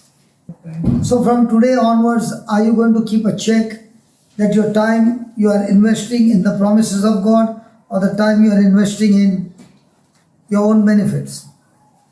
So when I learned, if I take a decision on the promises of God, it looks like it's a crisis. It's not a crisis.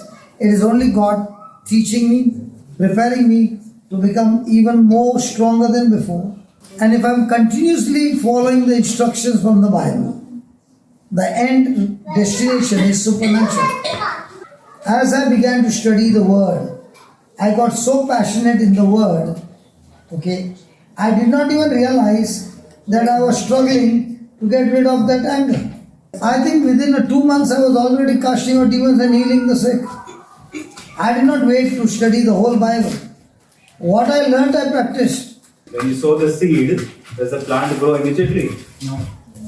But if a person has sowed the seed and practicing it daily, now will that experience give him more faith than a person who is studying in a classroom for 5 years and 10 years, writing everything, but never went into a boat to take a test? Or a person is going for swimming coaching classes and the coach never took that person in the water, but is teaching him to do like this and like this and like this. And the person is doing every day. And the day he goes into the water, he goes down like a stone. After 5 years, he got into the water. Will that person learn? So when you learn, get into an experience. Right on the spirit-controlled life is like walking. The journey begins with one step. The journey begins with one step. I know now why you're standing. Yeah, just to please If we are going to walk,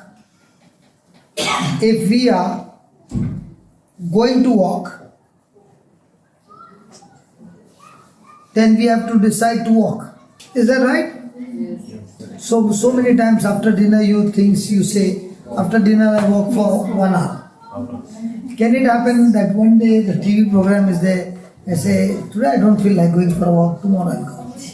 Yeah. Possible? Yes. And once you broke that routine which you are doing, now what happens the next day? And then the next day? Then out the window. Night all stopped? Then after 1 week, restarting. No, I don't know, but it will stop. So also, when I decide to walk, that decision should be so firm that it should continue. Hallelujah. I'll give my example. When I went to Atlanta, I met a friend of mine. He is a huge fellow. And when I saw him, he has become like this, like my brother Alex. So the first thing I asked him, what happened to you? Are you sick? No, not for you, huh? For him. How can such a huge fellow become like this? So he said, I used to be sick, but now I'm healthy. I said, then what happened? He said, I was a diabetic, cholesterol, blood pressure, this one, that one, everything. And the doctor said, you have to take the medicine for your lifetime. Only 42 years old. So his friend said, you got a choice. You can listen to what the doctor says or you can listen to me. Because what you have got now, I had it all. So somebody came and told me, so I followed the instruction that somebody said stop rice, wheat and sugar. So he said if you stop these 3 things, you will find so many things changing in your body. So then he began to practice that. And if you are from South India, you know the people in South India, when they eat rice, you can't even see their face. But the rice goes like this. If they are sitting at the table, you can see the mountain is so big. And this fellow comes from Andhra. So he eats rice like anything. And he said, I don't want to continue with this medicine, so I will take this decision. And he began to practice. And within a year, he lost plenty of kgs. I said, what happened to the diabetes? Everything is gone.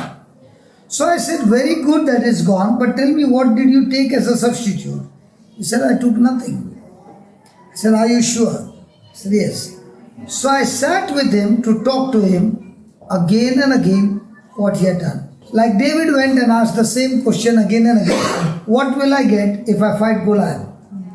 So I'm asking him again and again because he has already got victory. He is a champion.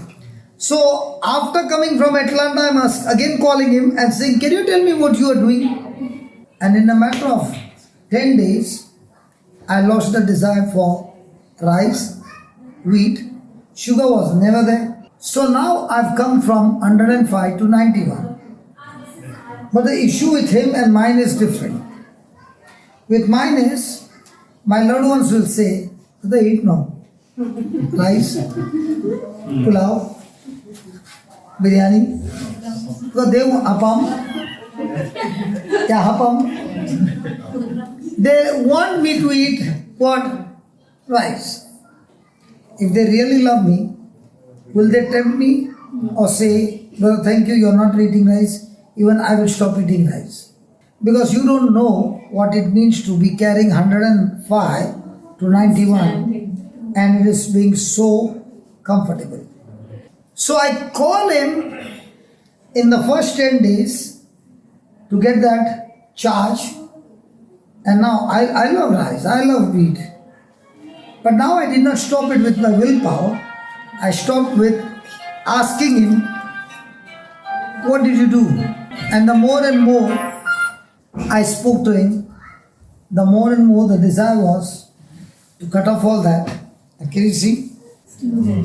Still there. But had you not seen me before? It was bigger than a 9-month-old lady. Why don't you go and see my old videos?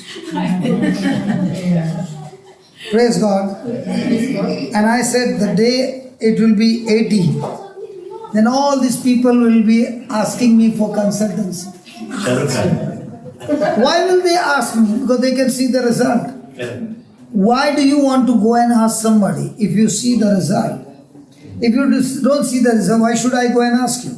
My question to him was again and again, what product are you taking as a substitute?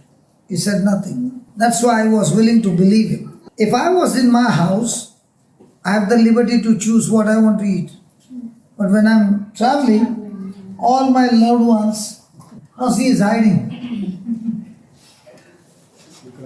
So is the journey going to begin with one step? Hello? Yes.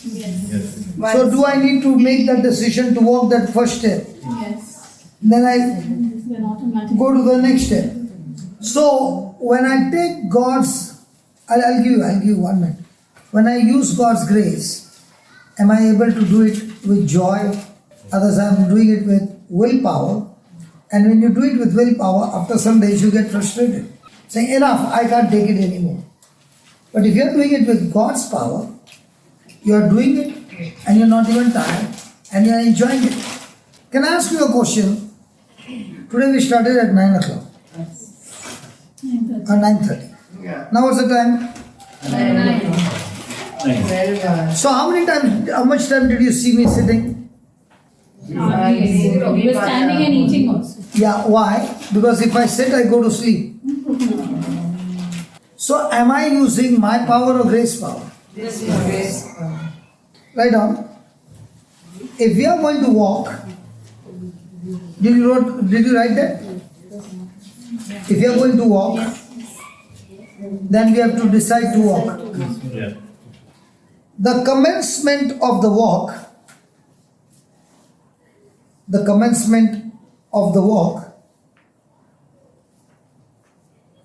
is an act of our will.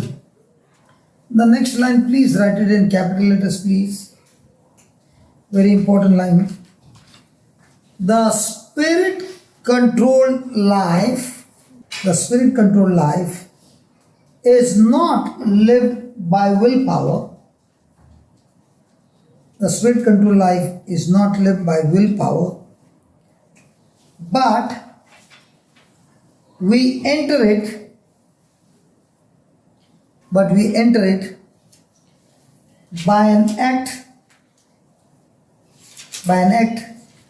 of our will. What did you understand by that? Read that again. It's not there by willpower, but by an act of our will. So what did you understand? Willing submission, an act of willing submission. Sorry? An act of willing submission. Decision based. So is this act of will? Submission, more than willing submission. There is a willpower and act of will. So act of will is saying, I will do it because the word of God says that. Willpower is saying, I'll do it with my power. Example, I'll try to forgive this person with my willpower. And second person is saying, this person has hurt me so much. I don't feel like forgiving this person. But because the word of God says, forgive, I turn my will what the word of God says. Which one is right? I turn my will to what the word of God says. Correct? So when I turn my will to whatever the word of God says, am I doing it with willpower? Or have I turned my will to follow the word by the Holy Spirit power? Yes. Say, remember, the word is spirit and the word is life. So when I agree to the word, now the Spirit of God will back me up. But I'm trying to do the same without the word, I'm on my own willpower.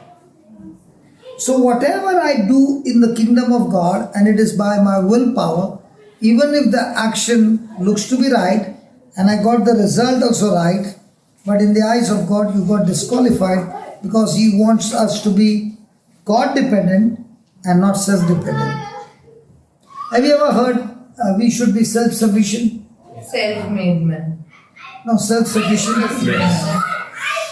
Now, I heard this testimony that a rich man came and gave Mother Teresa a check that could take care of the whole month expenses.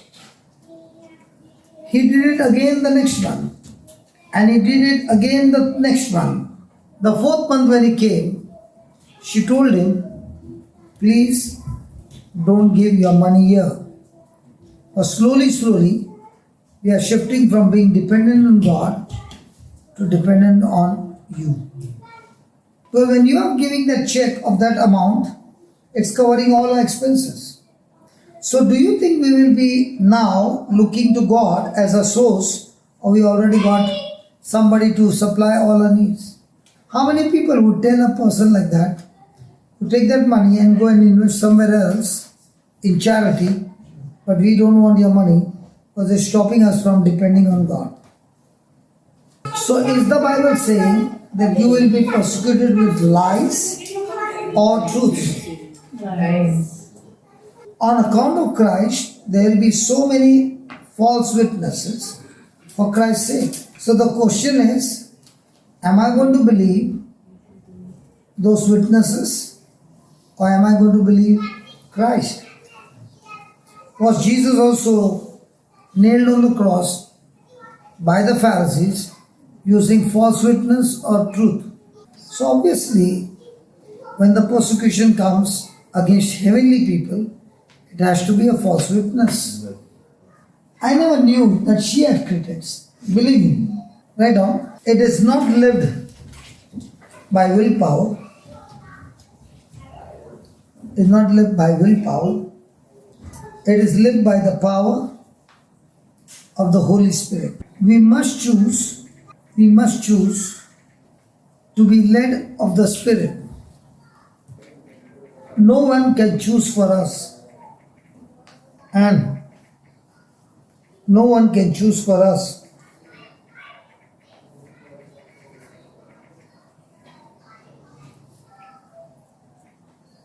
So can I make a choice for you?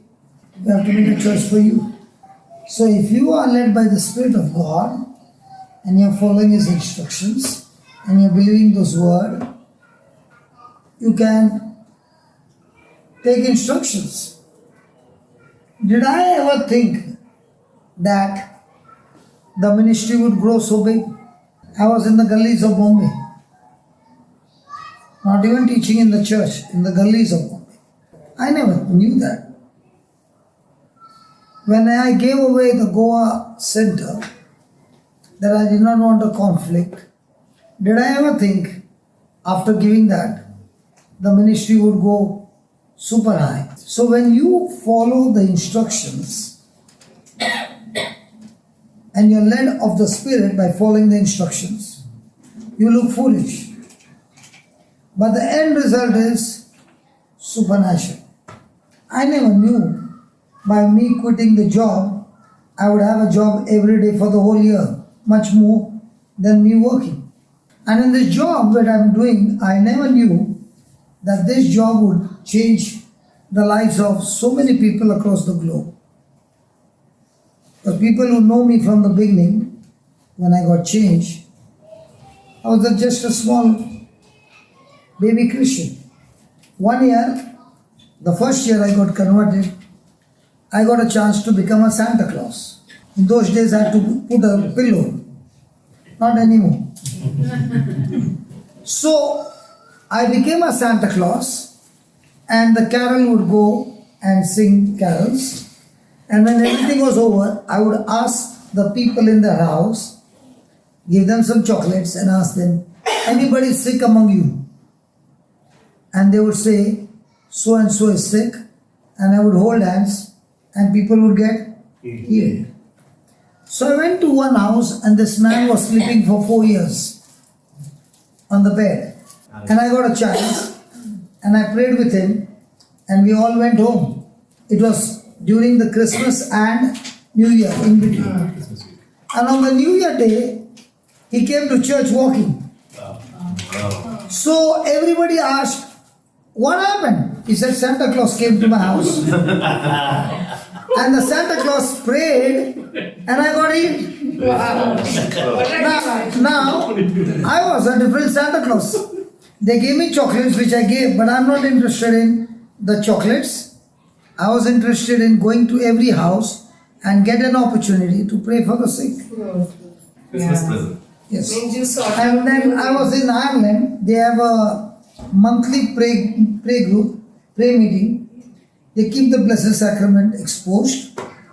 And a man and a woman in a group will take a lantern and walk on the streets of the compound, outside the compound of the church. And when people see you carrying a lantern with flame, they begin to question, why do you take that? And that's the time you preach to them Christ and you bring them to church. So I and a lady, we were walking, and if you see, the church is in the center and all around the church are pubs. So when they come out of the pubs, they are already drunk. So there came a man and I spoke to him about Christ and he started abusing me. So I told this lady, you better go from here.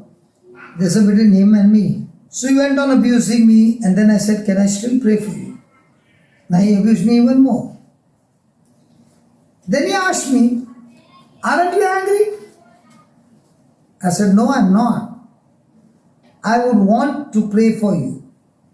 So he said, if you can pray, I can't hear with this ear. I said, surely I can pray. His ear open. And then I said, come, let's go to the church. He said, I will not go inside. You don't know what I went through. I will never enter that place. So I said, okay, you don't enter the place, but do you believe Jesus healed you? I have no problem with Jesus, but I have got problem with that place. So I said, okay, here's the candle. Can you go home and light a candle saying, Jesus, this is the light that the candle is giving. Let my life also be like a candle. As I light it, my life become a candle, and I am a candle to people around. Believe me, that night I got so many people And when they are abusing you, you are just standing there, listening to all that, and after finishing all that, can I still pray for you? So that's when they see that this man is not even shaken by my abuse, but still he wants to love me. And they will say, I won't come inside, but I will take a candle and I'll go home and light. Because I love Jesus, but I don't love those people inside. From the elders to the everyone. Because you don't know, you are an Indian, you don't know what we went through when I was a small boy. I hate them. And sometimes I might even raise my hand on them.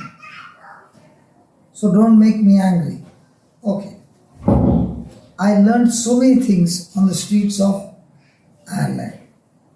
I learned so many things on the streets of London when I was preaching on the street. Some people will come and hammer you also. But when they hammer you or they abuse you or they give all kinds of bad words, they take that book that you give and they stamp it and they walk out. But are you able to still love them? That is what is spirit controlled life. Like, Lord, they will trample on me, they will spit on me, they will do all that. But yet, Lord, can you give me good feelings for them that I am not at all offended, but teach me to love them the way they are. Hallelujah. Hallelujah. So write down Ephesians 5:18. And being not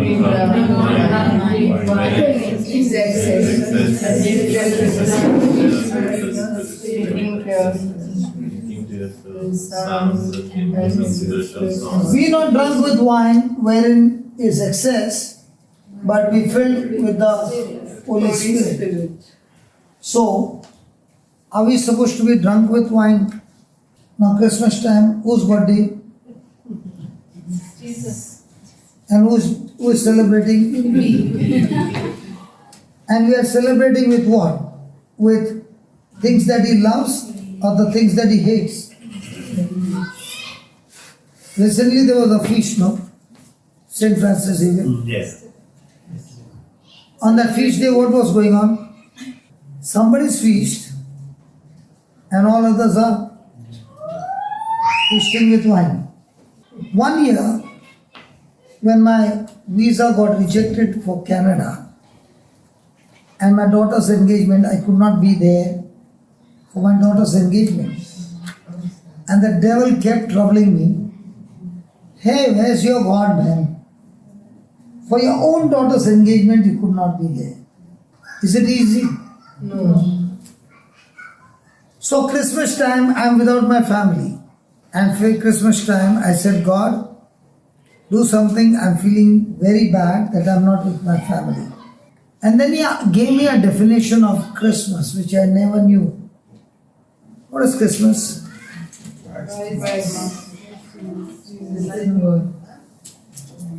Hey, what is Christmas? Christ Mass. Emmanuel, God with us. Son is not a son. Son not a God. Huh? And to us a Savior is Huh? given. Christ left heaven. Christ left home and came down on earth to save us all. Christ left home and came down on earth to save us all. It's Christmas. That means Christ is not found at home. He's on a mission. So he said, my birthday, people celebrate their own way. You should be not found at home.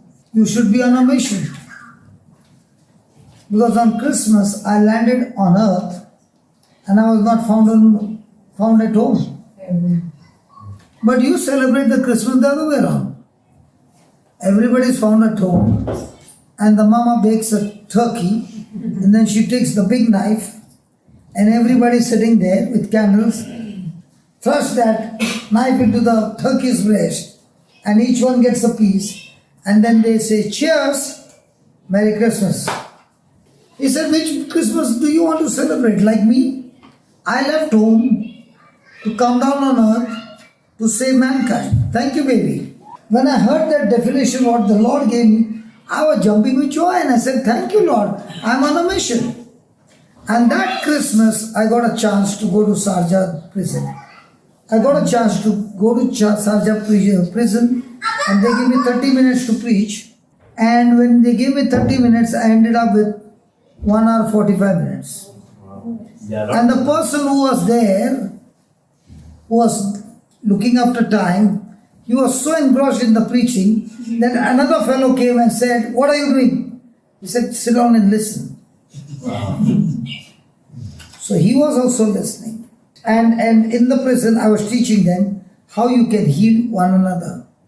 And today is a Christmas. Jesus in you is going to heal one another. And the prisoners were holding hands and praying for each other and experiencing Christmas in that prison. No, the prisoners. Yeah, but majorly if you're in Sharjah, That's what I'm saying. This is supernatural, Baba. Supernatural.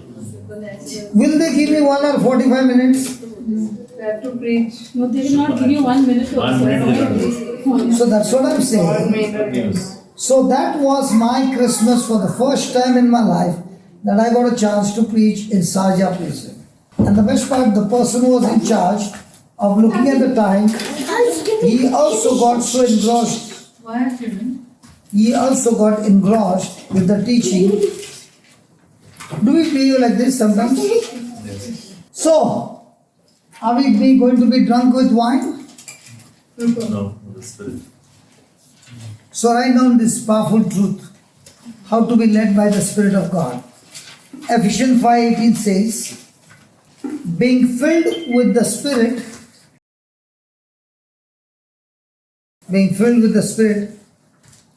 is a lot like being drunk with wine.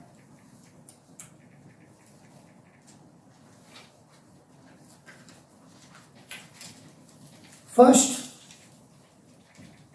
the person must decide to drink.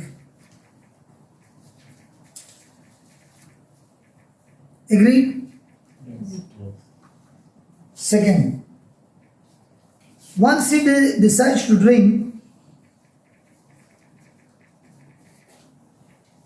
then the liquor takes over.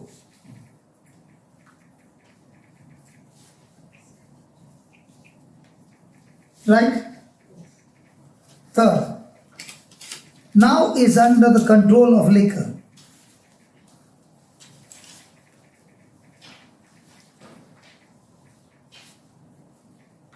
In the same way, by an act of my will,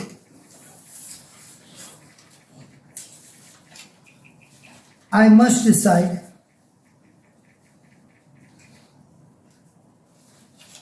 I am going to be led with the Spirit of God.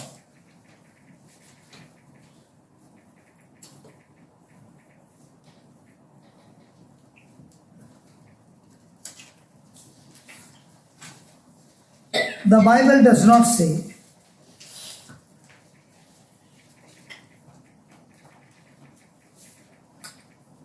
walk with the Spirit, walk with the Spirit, but says walk in the Spirit.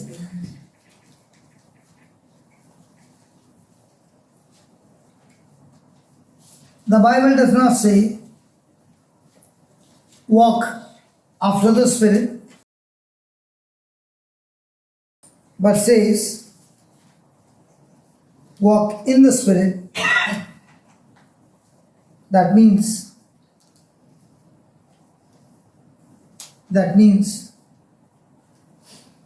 we are to stay in the Spirit.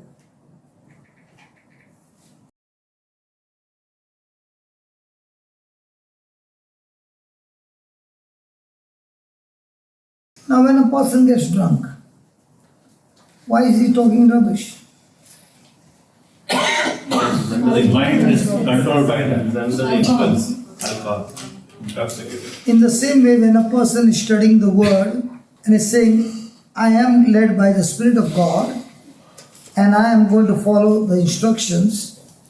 Now, is the Spirit going to control him or is going to control himself? So is the Spirit going to give him the charge to do what the Bible says? So in our life, are we trying to do what the Bible says and follow the instruction with our strength or with the Word of God, where the Holy Spirit is giving you the strength? Let's take an example. There's an Holy Spirit and there's an evil spirit. So the evil spirit says, you get drunk with wine and I will give you the pleasures of this world. And that will make you so. And now the Spirit of God is saying, you be controlled by my word and begin to do what my word says with my spirit, and you will have the pleasure of heaven. So now which spirit are you going to allow to control your life? Holy Spirit. Especially those areas where you have got the desires of the world. Possible? Yeah. Hey, the chain looks so good, man. Beautiful. Where did you buy this? Nice one. Good patterns. Now I'm going and telling my spouse, you know what? You got such a beautiful chain. I'm married for 15 years. No, 18 years. And they have not brought anything for me.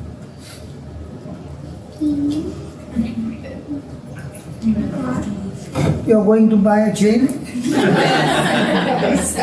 Often I'm scared to get up to tell that I want to go.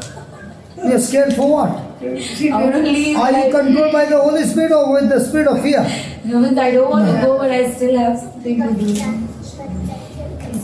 Now that doesn't mean you are trying to take her with you. No. She said, I know a lot of people here, so just saying it was nice. So Father, thank you that whatever she has heard, the seed has been planted, and I thank you that she is controlled by the Spirit of God by following the instructions.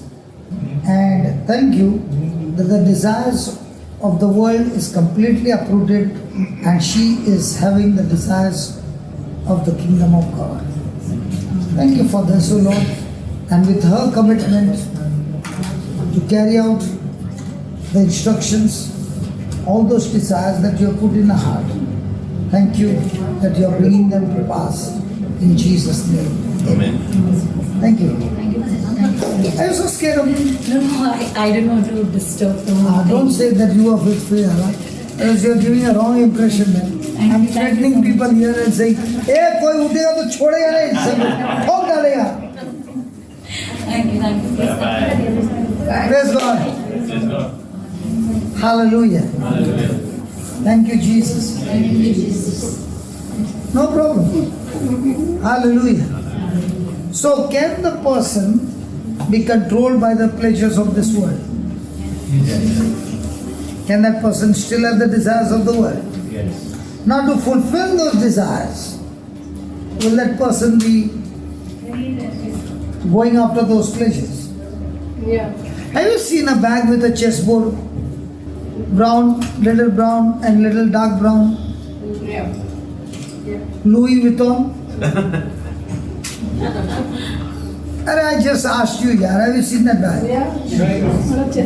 They've got a chessboard on the bag. Go back. Go back. Square, so small. You have not seen? I've seen. Now somebody gave me a bag and I did not know what bag it is for my laptop. And then the person said, brother, don't give this bag to anybody. It's expensive. I said, why? He said the bag is costing 1,50,000. And he gave it to me as a gift. When I'm taking that bag and roaming, the air hostess will say, can I put your bag up? So I started getting honor and respect because of that bag, but they began to wonder, the man carrying the bag and the way he dresses up, it's a total mismatch. So I got fed up with that bag. Because first of all, that bag, I cannot put all my gadgets. Yeah, it's small. Because I like a bag which is tough, that can carry all my goods. So I went to him and I said, this bag is no use for me, you keep it for you. Anybody would have done that, right? No? Not anybody. Yeah, some people will just keep it like that. What about you? Yeah, maybe I would. Yeah. I try to use it like. So I call that bag Mr. Vittal by bag. Because for me, that bag gave me no joy, nothing at all. In fact, the backpack gave me more joy because in that one backpack I can put so many things. Look at the way these people look. Because still the desire is there. Vittal why? Yeah, it's a chess game. You can play chess on it. So nice. What is so nice about that? Very classy. Compared to. Next time you come, you bring it, take it. So he has given it back now. Oh, you give it back? He gave it to that person. Now the things of the desires of the world is sin. Somebody searching for the tag on Google, what it looks like? They already got it. He got it. It's a chessboard here, simple. Yeah, it's a brown, light brown, dark brown square. Okay. Now, if I am in Christ, will that give me any pleasure? In my mind, I started crying when he said 1,50,000. But I told him, you know what? You're blowing my father's money. God gave you this money as a steward. You're not the owner of this whatever you have. God is the owner and he trusted you and he gave you the money. And you're blowing it by buying 1,50,000 for this bag? God is very, very hurt by what you did. If you use that money to wipe away some poor people's tears, heaven will be rejoicing, man. If he knows me, he would have never made that decision. And he gave me a watch worth 5.5 lakh. Wow. I said, listen, all these things don't excite me. Don't excite me. But with tears I was saying, you have blown up my father's money, and for doing that, you will see yourself, love for the world will kill you one day. And today that same thing is happening. If you use what God has given you, the resources for the pleasures of this world, it won't take much time. Some of them will even use credit card to get that Vittal by bag. And then all their life pay interest of the interest because they wanted to show I got Vittal by. Lekin andar phatela hai. Sometimes I say, हाथ गाड़ी वाला भी credit card में नहीं है. But the one with the car has still on minus because he's got everything on loan. When you go to airport at a lounge, you use your debit card, they don't take you in. Yeah, exactly. You use your credit card on loan, they say please come in. You can pay by debit card also and credit You card. pay, Yeah. but when you are on credit card, you get that benefit. Correct? Yeah. The world will say, be on a credit card, we love you. But God says, don't be on the loan, be on the debit card, and you can enjoy this life. So write down, please. The flesh says that outside of the spirit, there are certain pleasures. There are certain pleasures that we need.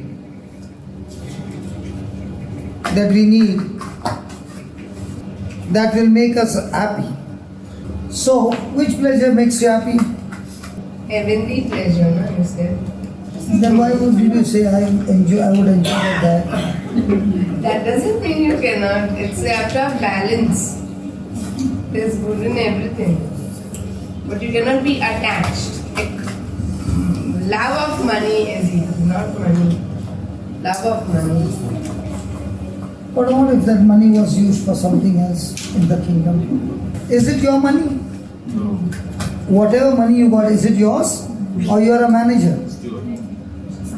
And the day you understand you are a manager and you are blowing it for this purpose, the Lord will say, if you are blowing it, I'll give that money to somebody else who knows how to multiply the talent and use the talent for the kingdom of God.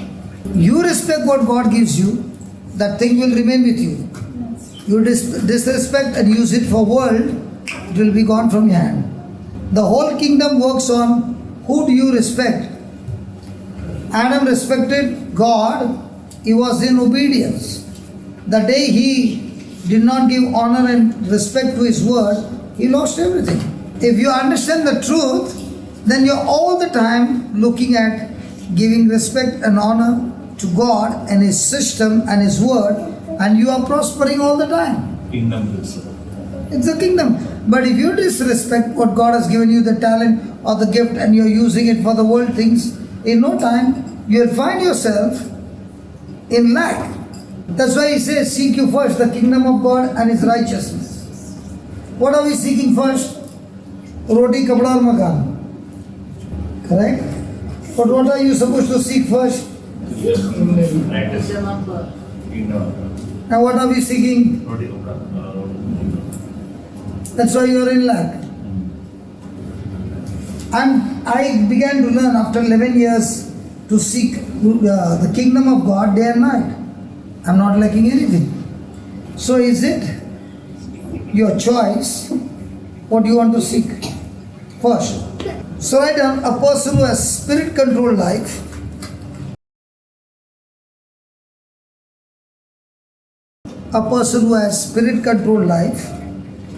has come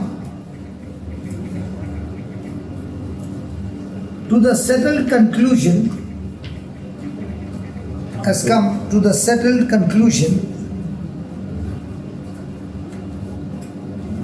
that there is nothing worth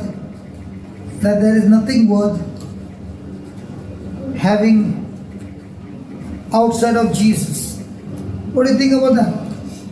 And if I don't make a quality decision that anything outside of Jesus is not what I desire, and if I make that decision, a concrete decision like a stronghold, all my life I'm going to live a victorious life. Father, in the name of Jesus, thank you that whatever you have taught us so much today, Lord.